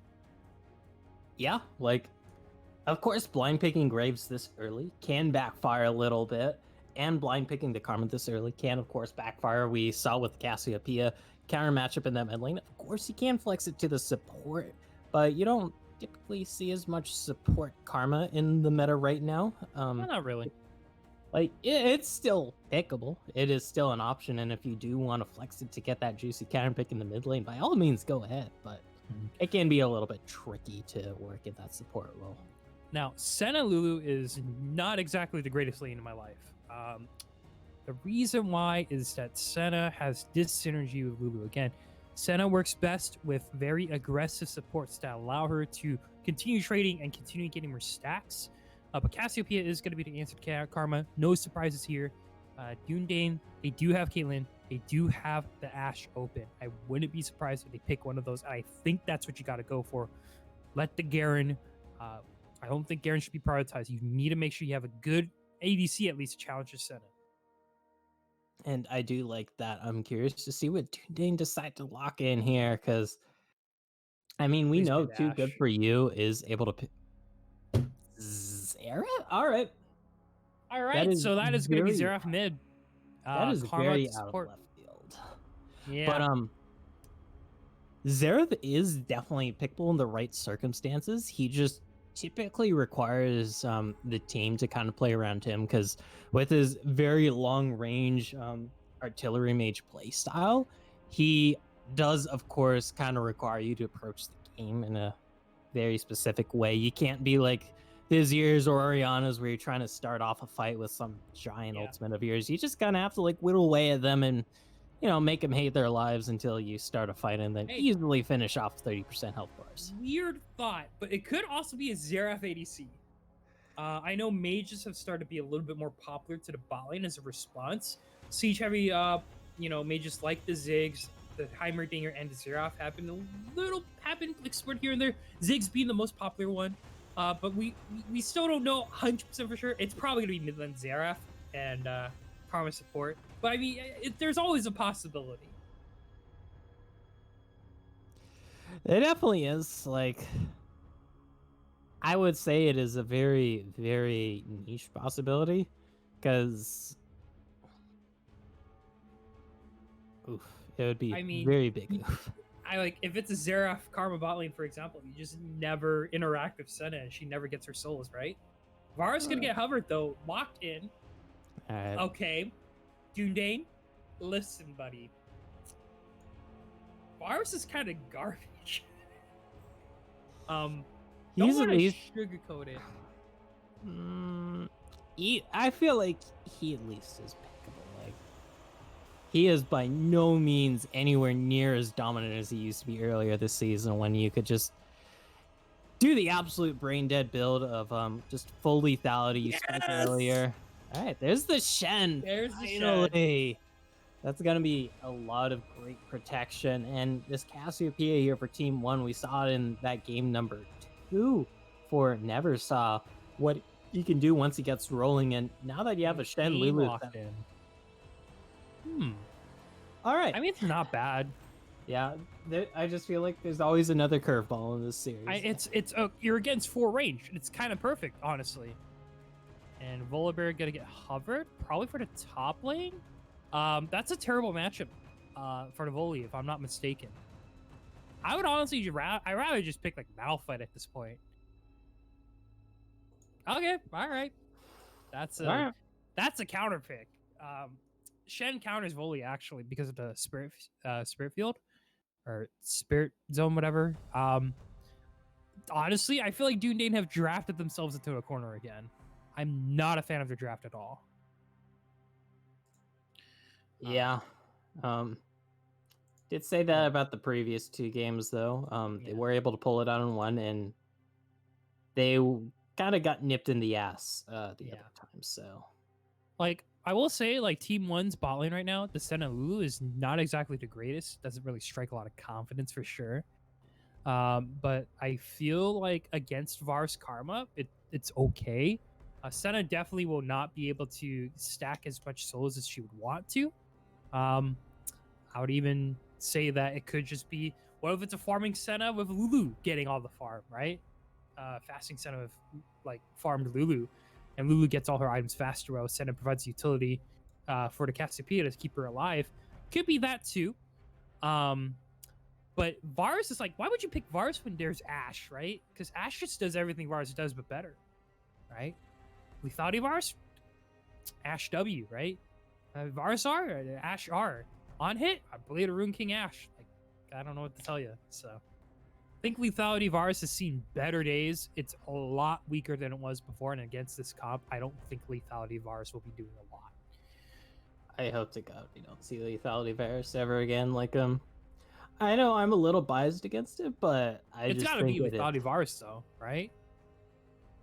To set it up for the Graves. It's just kind of hard. But I will say, like, if there's one thing I think Undo is really good at, it's definitely playing those farming junglers. We saw him have absurdly good pathing last time on the Karthus, on the Graves. Should be no exception. Kind of has to play same play style.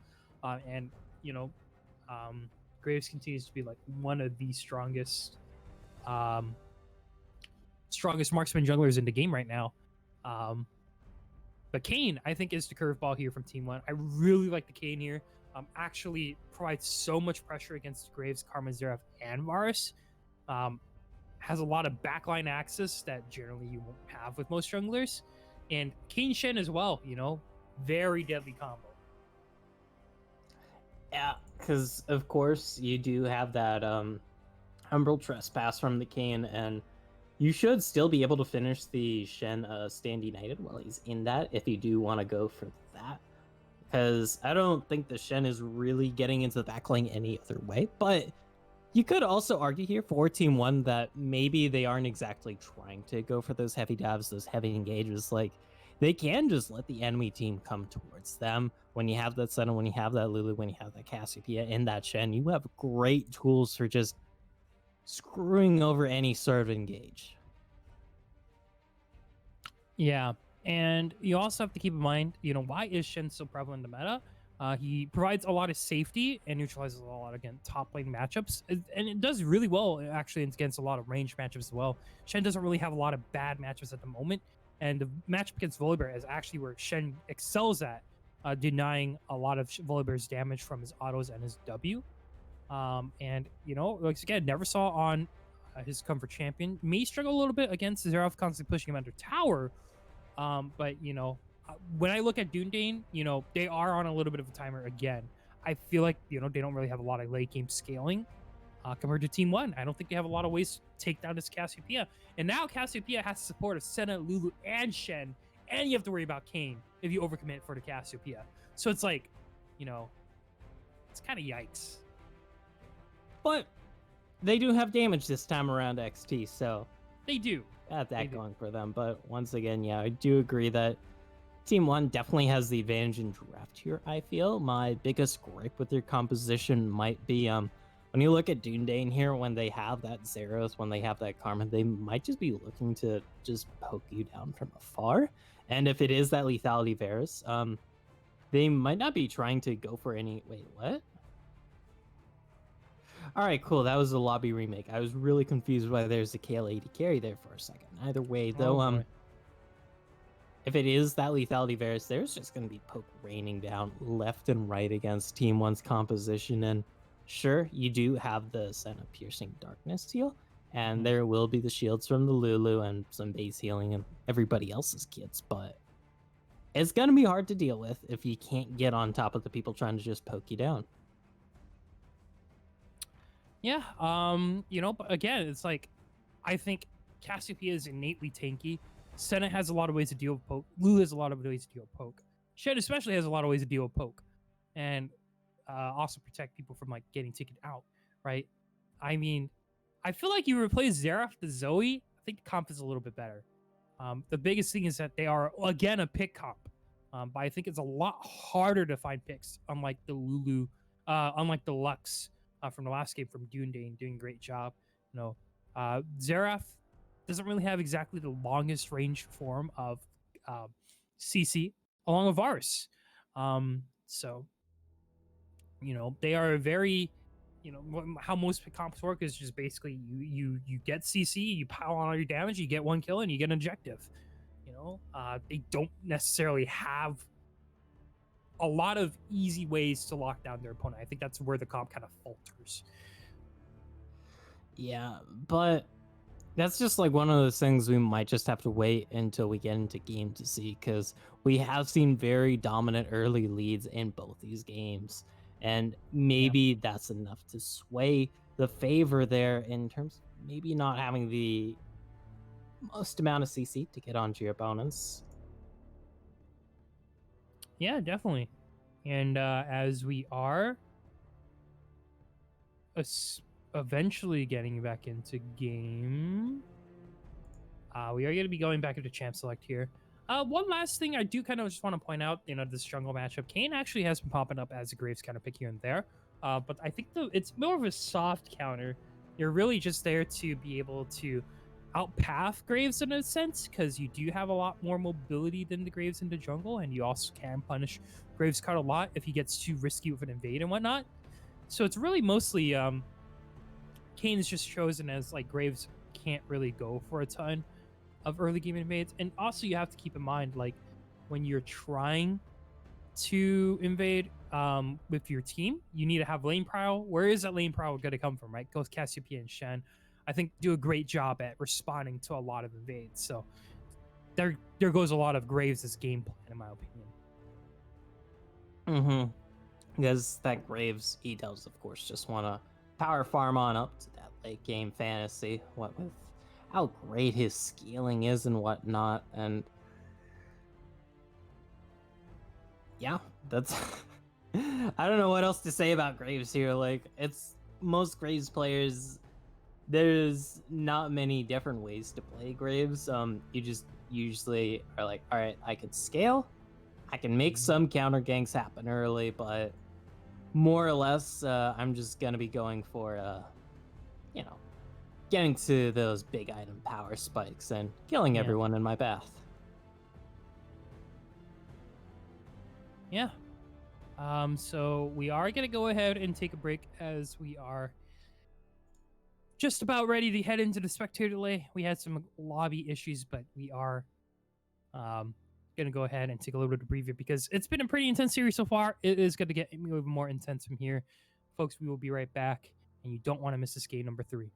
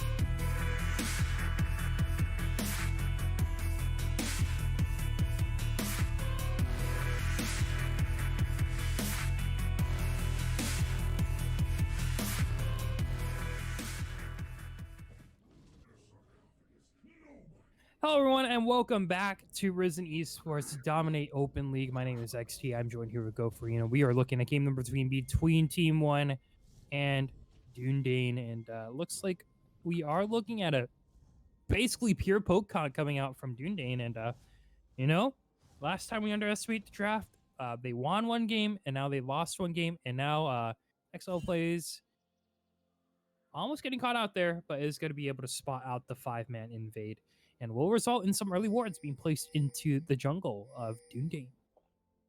I do like that response coming out from T1 here, just saying, hey, there's all 5 members. Let's just drop a couple wards here. Know where this Graves is starting off early, although Alendi went Ignite Smite on Graves. I have seen this before, but this was much, much earlier in the season when Graves was just so obnoxiously strong. Yeah. However, though, the Ignite is, of course, good if Frez ever wants to try and invade you.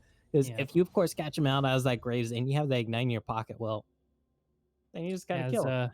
Someone who does have someone, and for context, I'm currently working with a team in Champions League called TBA. One of my jungler, City Witty, actually takes out a lot. And generally it's because it signifies you want to go in early. You want to get that extra burst of damage. And you already have a lot of mobility with your E.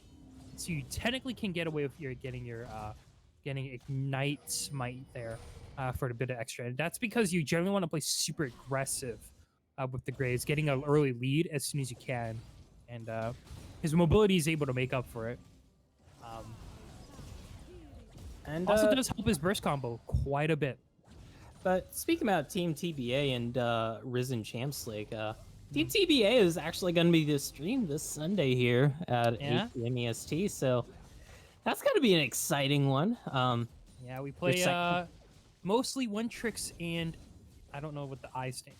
Mostly one trickers. Momi, I think. Momi, yeah. I really forgot what their full name stands for. So the MI is so it's not mom, but we just call him Momi because that's a lot easier to say. Either way, though, that is a big little trade in the bot lane. A lot of poke dropping down. And there's the poke comp doing its work. It's just there to be frustrating and, you know, once again, a lot of early damage being done. Wow, never saw. Dives. I mean, that's Phase Rush for you. It just makes it so easy to just not let the Xerath hit anything. Yeah. Meanwhile, in the mid lane, I'm Frez looking for a gank. Does get the rep. What the heck? What? Frez? All right, he's gonna lose his blue buff. Okay, all right. Yep. All right. Okay. I've just linked to expect the unexpected this series. I guess. I don't know. I just don't know. That shouldn't be happening, right? That just shouldn't be happening. Meanwhile, the bot side, Humanity actually taking a lot of damage from Flower Petals, and Flower Petals so far in the Lulu has been playing quite well, honestly. For what you know, Flower Petals has to work with. Yeah, definitely very good considering we have typically seen it paired with carries that can at least scale. Maybe not the most hyper of carries. Oh, here comes the Graves. He has Ignite. He will be looking to grab some, but actually not going to pop the Ignite. I'm probably expecting to heal there, so not the worst thing in the world, but Humanity is still going to be really low there. Has to be careful. There is a big wave there. But me on the top side too, I think Scoop Poop Whoop will finally have a matchup where I think he's going to be frankly quite comfortable with. But they're looking for it. Yeah, they want to get the dive. Oh, the ward is going to spot him out. There's the original burst combo, but still no Ignite yet. Ignite someone! All right, there's the Ignite going to be coming out. Lethality Virus will be able to get someone, and Graves will also be able to pick up a double kill. Kind of scary there, watching the bot lane, but nonetheless, Dunedain going to be able to pick up 3 kills so far in the early game. Oh, Frez, he is looking for this, but he has to be careful. There are enemy team members here. Yep, Frez is going to be able to get one. That's really good. Gets the jungle trade, but now is going to get chased Doesn't down. have the He wants to shadow give him double buff over onto Humanity, and next level plays is back at a rough lane. Like, I know you need those early stacks, and yes, it is 1-for-1, but that's kind of not worth it because you have just screwed over next level plays and flower petals super hard in this bot lane. We see that serrated Dirk and the longsword coming out for this Varus, who's Umbral gonna. Glaive. Yeah, that's the thing about Umbral Grave. It's just like such an early power spike for lethality Varus that gives him literally everything he wants. You got the lethality, you got a chunk of AD, you got the CDR, and then of course on top of all of that, there's even the word killing passive, which is just like, yeah, sure, sugar on top. Yeah, Umbral Glaive is definitely, I think, still continues to be a problematic item. Yeah, I'd agree on that one. Like, again, in a meta where early and mid game power spikes are like emphasized, Umbral Glaive is like perfect for a lot of junglers these days. But Oh, that's a catch. yeah, Endro maybe in a little bit of trouble. Is gonna get polymorph once again. He is not running flash, so he is gonna go down. That second kill of the game going on over to Team One, and looking pretty good for Amfred so far. But now this dragon is gonna get started up. Lethality Varus maybe looking to get a that was close. pick here. Won't be able to get anything, and that is going to be the ultimate as well from the Karthus, or not the Karthus, sorry, from the Xerath, but won't be able to get anything as well. But actually looking pretty good here for Frez, surprisingly. So he is going to get a lot of stacks. Well, that's a great route. Shouldn't be a fault. Actually, no, Strawberry Powder might be in a little bit of trouble. Frez does not have flash. Glacial augment. Slow. Teleport. Teleport kind of coming in. So too good for you looking to respond here, but now that's 3-man strong, and the flank coming in here for Dunedain. Wow, really good damage coming out. House. Yeah, it's a clean sweep there, and Dunedain, really good response by them getting that ward behind that ward TP flank, and unfortunately, Team One too aggressive. Because that just reversed all momentum Team One had picked up there with that free kill, with that free dragon, like, because they got that dragon, it'll help him scale up a little, and he's gonna catch out Frez here. Frez not level 6, so no Umbral Trespass. But also gotta keep in mind, oh, Ignite is available. Oh, he missed the combo. Oh, I don't think it matters. That is gonna be a great kill, and that's why we see it in Ignite and Grace. It just adds 200 more damage to your full burst. And you have so much mobility already, so really nicely done by Endo. Oh, Ghost just dead here? Okay, no flash, no mana. Yeah, I think that's the second time Neversaw has actually done that. He goes in for the finishing blow, but yeah. That is big, though, because we all saw last game what a Cassiopeia can do when she gets that gold in her pocket, when she's able to get that free lane, and that's a great ultimate. That is nice cleanse. Great route, but nothing, really happening. Either way, though, they are able to do the classic League of Legends trade where you use your ultimate and get out a summoner, because League of Legends 101, most ultimates are usually on a lower cooldown than enemy summoner spells, so that is always very worth of a trade. Yeah. And we're looking at, or at the moment, we are looking to see if... Ooh, that is a big part. Oh, boy. Could be bad for Scoop. Yeah, he's going to get taken down. Okay! All right, was not expecting that at all. Once again, this is a Shen favored matchup, but the Sheen next level doing a lot of work. Oh, next level does have the huge shield again. Flower petals working overtime there, protecting his ADC again. The next level plays. So I don't know if he wants to stay there. It's Lethality Varus. 3-0-2 right now. Humanity bringing us back to the dark days of season 10. And get out of there, please. Please, just take the L. Oh, Use no! What is this? You're trading for what's is this just the next level bait here? Fred's not gonna be going in. It's still base for Kane. Won't be able to get anything, and oh my gosh. No! Gosha gets the kill. That's another reason why you need a recall. Like, he should have just backed. Oh man, this is breaking my heart. If you're Mm-mm-mm. having to sit by the Krugs bush and you can't farm under your own tower, just recall.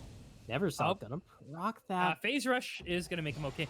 Oh no! He Shen. missed the ultimate though, and there is a Shen ult, but could just mean an extra kill. Gosha now gonna be on a rampage, Oh, and the Umbral Trespass. Kane does have the ultimate.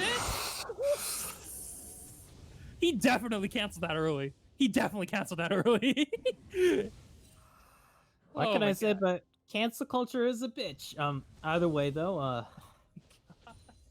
a lot just kind of happening around the map here, but some things stay the same, XT, and there's still that 5k gold lead here for Dunedain right now. Just thanks to their farm advantage, thanks to their lane pressure advantage, especially in that bot lane and that top lane. And 4 kills on Gosha too, definitely not hurting in the gold lead department.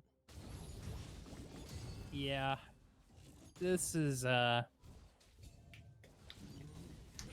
what's the word I'm looking for? Pain. Like I really don't Yeah. really know. Once again, it's like it's been a common trend all series, you know.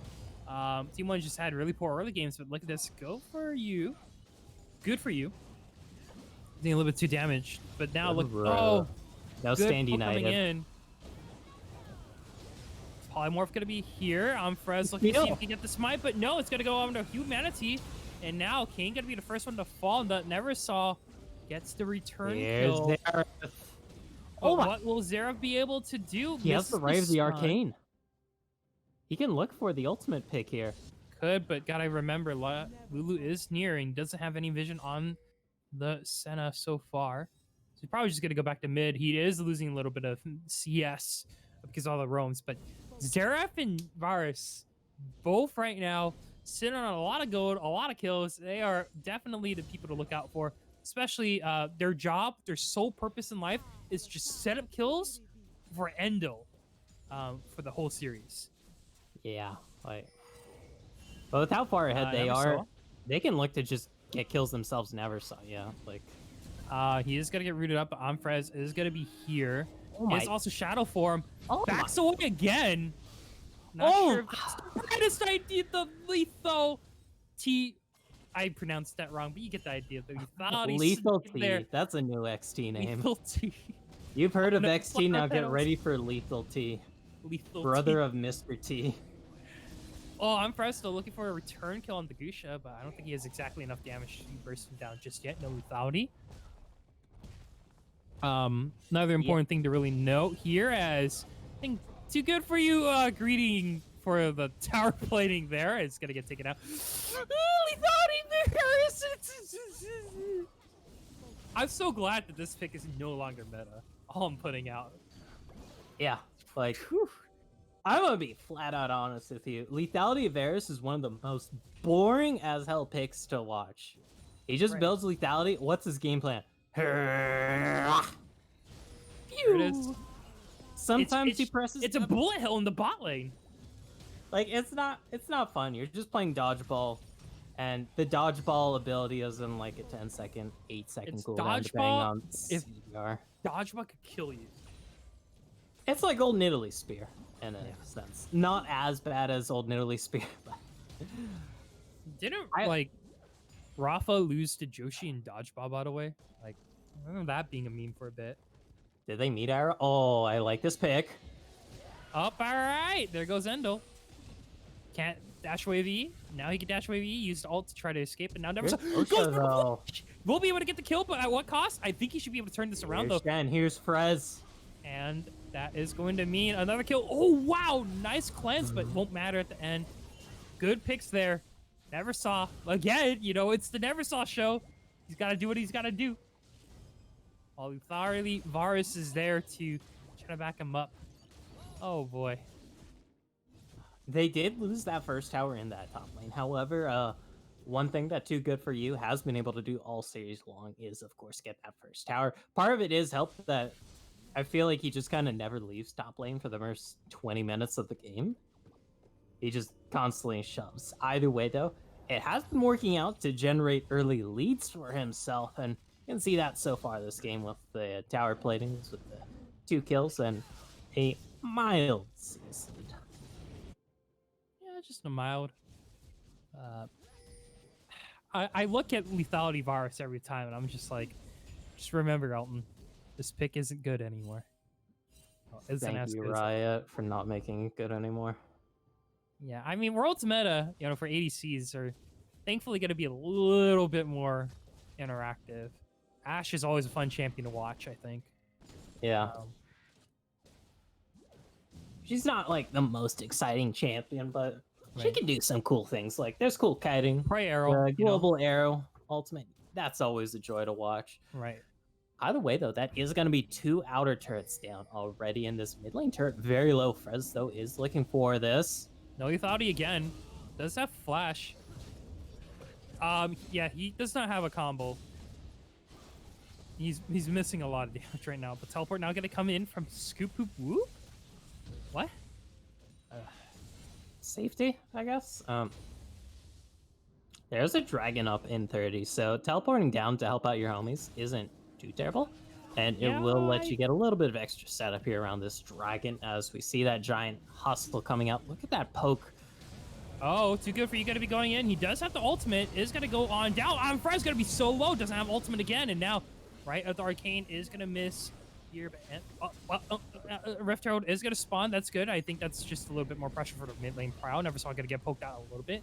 Fight will continue. Everyone's quite low. Got to be careful of the lethality virus. However, Rift Herald right now gonna crash into mid lane, and that is gonna split off Gosha from the rest of his team.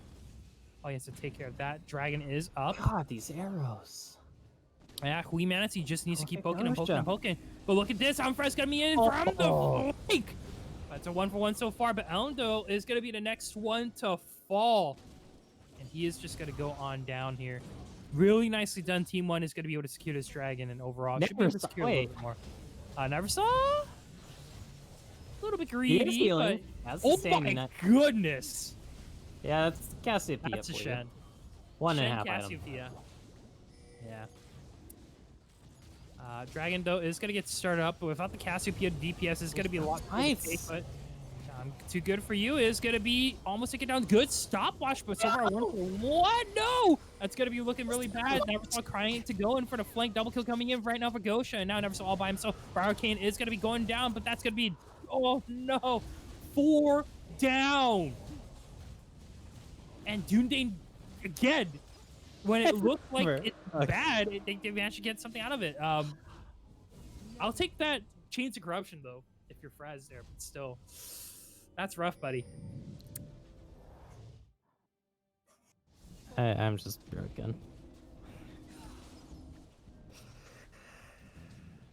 Yeah. It's the series, and it does, like, defy all logic. Once again, though, Dunedain, they do have a very comfortable lead this time, and they have managed to extend it. They do have those 2 dragons under their belt, working towards that soul. That is still a little bit of a ways off, but they have such fed members in every lane. Like, 6 of their deaths are, of course, on Eladin, which kind of sucks since he is going to be their main source of DPS in that late game, but he's at least getting the goody boy points with a bit of CS, with those assists, and some kills of his own. Whew. This is a lot to digest. Yeah, I'm really, like, if you go phase rush Graves, I generally to see, okay, too good for you is going to get caught out here, and I don't think Endo has enough damage to really do anything about it. So now, Fred's going to be looking to go in, but pings are done to get them to back on off. So, again, another pick there to extend the game for Team 1. But the biggest thing I'm really worried about is that, usually you don't really want to build the Death Stance first. You want to continue focusing your burst. But I could actually, no, now that I'm thinking about it, because of the Kayn existing, Death Stance actually doesn't sound too bad. Yeah, like, just the extra resistances are always nice on Graves, who tends to get a lot of extra resistances for a marksman due to being pseudo melee. And of course, the Omni Vamp is just so powerful on him, helps him stay alive and helps him keep pumping out that damage. Here's Shen. Oh, the Shen ultimate coming in, but won't be able to lock anyone up. Everyone from Team 1 misplay there. Here's coming in. That's gonna be stun coming in. Scoop, poop, whoop. Maybe in a little bit of trouble. Gotta remember though, the comp is a majority poke damage on Fresno. Doing something is gonna be all by himself, gonna get taken down by Gusha, and now here comes Endo. The consistent damage source gonna be looking to take down next level plays, but won't be able to do anything to him just yet. Too good for you is gonna be able to get one, is able to get two for his team, and now Never Saw all by himself. Can he do a 1v5? I don't know if he can or not. Wild Grove is still available. Humanity gonna be the first one to fall, but now he's gonna be going down. And actually, no Wild Grove. I lied there. Flower Petal now has to back off. Will get not slowed, but may get stunned. Man, that Q lasts for so long. Too good for you now. Gotta be looking to go in. Does have W. One more Q should be able to do the trick. Ace gonna be coming in, and Dunedain. Man, for a 3-3 team, they are sure showing up today against Team 1. And what a day to be showing up when second place is on the line here, XT, because we are fairly deep in the season. Frez, he's looking for this, though. Gonna be trying to go in, but he misses the combo. Frez is gone. Oh. You just hate to see it, like, it was so close. Shouldn't have gone for it, I think. Like, again, he has no damage. And he has Tiamat. He should be focused on farming, not getting kills. Right? Otherwise, you sell to Tiamat. You just gotta get lethality. Like, it's just... That's literally the only reason why you get lethal, I think, Tiamat right now on Kayn. If you're just committed to just hard farming. And he's just not been farming. He's just running it down. I don't know how to sugarcoat it. Like, it's rough. Yeah. Whew. Either way, though, I guess we can look towards the future here, XT, since this is a hell of a game, but Resident Champ Sunday, like, how are you feeling about that, I guess? Like, so I think, like, Illinois State University was probably the best team in our group after us. So I'm expecting a pretty straightforward series. I think we're just better than Meet One Tricks, or mostly One Tricks. Momi. Yeah, Momi. I'll just say Momi. I think we have a good shot against Momi. I know, like, when we played in Focus against Crystal Cave Gaming Emerald, we actually misplayed a ton, and we actually did end up dropping a game. So I think we're still really working on our synergy as it is a new team. Yeah, it is a pretty brand new team, and we have a lot to prepare for. So it's very important that we get our win over Momi here. Otherwise, we are in a lot of trouble. Yeah. Too good for you, though, is going to be looking to go in here. And I gotta remind everyone, the last time XT Esports played in Risen, as Dragon is going to go on down, we actually only won one game of XT Esports, and we lost every other game. So we're looking to break that lose streak. Didn't you guys do better in other leagues though, like Big and any cuppers? We didn't play in Big, but we did okay in LWL, and we did pretty good in Focus, but we got knocked out by Polar Ace, which were a pretty good team at the time. But our roster kind of just like took a lot of hits during that season, so it was a little bit rough. Yeah, it was a very rough season. I think. Oh, as Endo actually gets caught out here, should be able to get on out quite fine. There's a number trespass for Frez. Not gonna pull that trigger out. Don't think Team 1 will want to fight this right now. They just gotta back off. They already lost too much. But yeah, I think our core of the team is a lot drastically different from what we had last team when we formed. Wow, look at that poke. That was one ability. Oh yeah. That's a 0. 40 stacks on Senna too. Whew. Like, you're also an ARAM player, XT. You remember the dark days before they did the balance changes to ARAM and the team with Zero just kind of auto won? Yeah. I also cannot believe that this is the first time they're nerfing Senna on ARAM. Technically the second time, because they just shipped her on ARAM with double stacks for some reason. Yeah, we don't count that. That was just a mistake through and through. I don't know what they were thinking. That was so stupid. Like, why didn't they hotfix a literal 65% win rate champion? Like, it's so easy. Like, you just change it from double to not double. Yeah. But since it's not Summoner's Rift, they're like, eh. So, fun story. In Dominion, actually, they had the same issue where, like, Nasus and Thresh had some of the lowest win rates in Dominion, right? Because they just can't farm, they can't get stacks. So I believe they tripled, not double, they Oh my tripled the amount of stuff that Thresh can get, while LMD is probably gonna get taken down here. Yeah, it should be a surprise. He should die. Yeah. He should die. Should die. Okay, thank you. But yeah, he got hotfixed immediately. But a lot of the balance changes in the menu were actually really interesting. Next level play, so maybe caught out here. Send an ult to just keep him alive a little bit. Okay, that's a thing. Yeah, but Teleport. and I remember Dominion. That was just the wildest thing ever. Like, That's I did pretty draft dope. Dominion. Oh, next level play. There's just Shen ultimate to save his life, though. But meanwhile, the rest of Dunedain looking to continue their aggression with this poke comp. But good root onto Hui Manatee, but has to flash away. That's what he kill onto the Karma, and now fight is going to continue. Oh, good pick onto the Senna Scoop. Poop Poop now has to be on the run, and Amfres trying to find a way to get into the back line. Doesn't do too much so far. Oh, no, that was W empowered bars Q. Oh boy, that was never saw no flashes for it. Doesn't have the ult so far. Amfres is able to get some pickup kills here and there. Never saw gonna be very, very low now.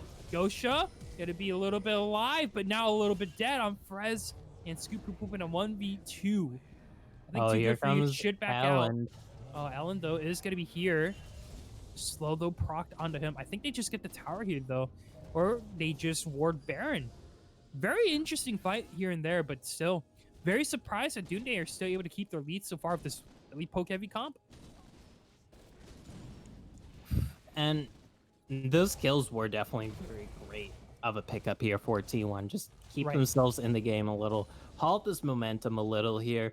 Of course, they are going to have to worrying about the Rift in just a minute here when that Mountain Soul does come up here, since it is already soul point here for Dunedain. But of course, the Baron is always a threat too.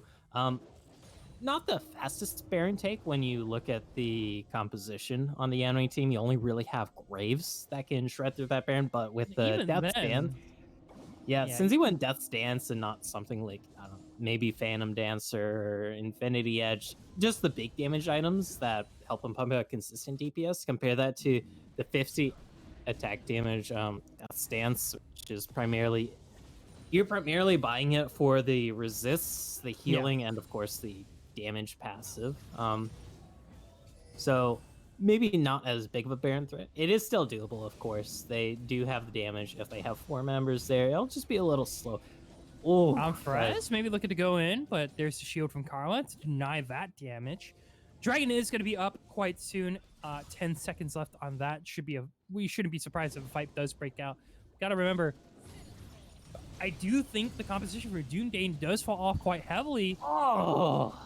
Oh my god, that lethality damage is just disgusting there. But Dragon is going to get started up. Next level play is going to be looking to root someone up. And no! It's just immediately going to go down. There's the Shen ultimate on Frez. He has to go in, tries to go for the steal. Will be able to get it. Denies the Dragon Soul when it matters the most. But at what cost? He will be going down himself. But the rest of the team now going to be looking at Baron. Whew. And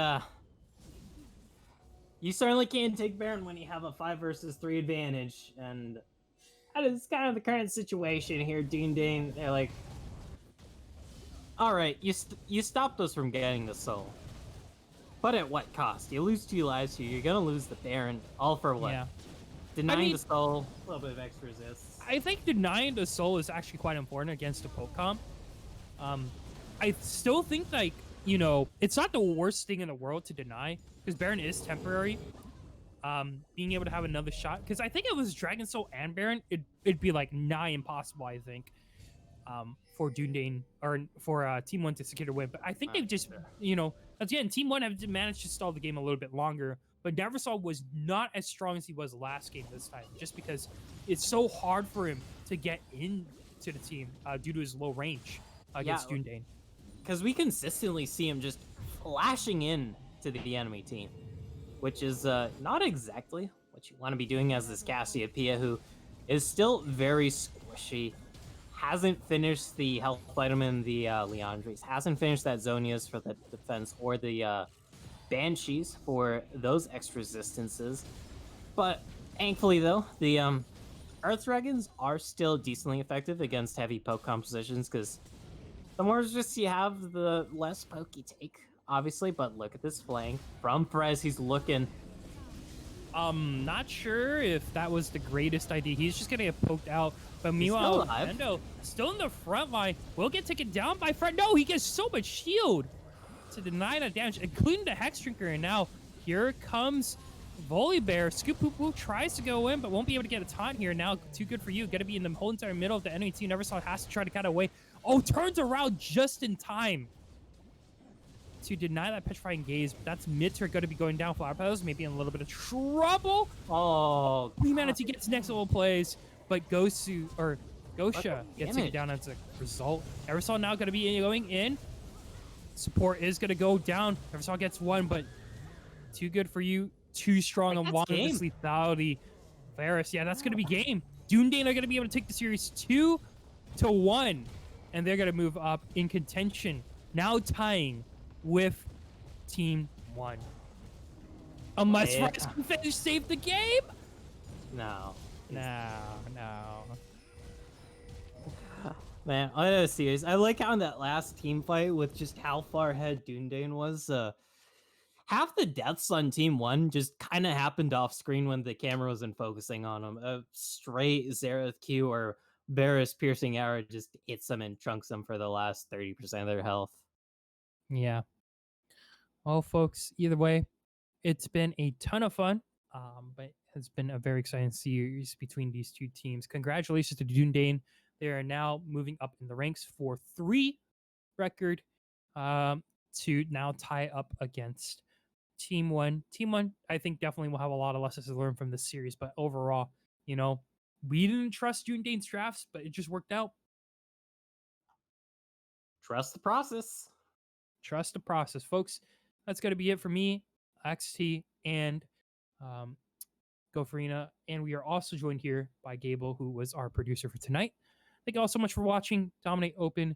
We'll see you all next time. Be sure to tune in more down the weekend as we have many more exciting games, including our Champions League matchup. No bias here, but you should totally watch. Wink, wink, nudge, nudge, 8 p.m. EST. Hope to see you there. See you all later.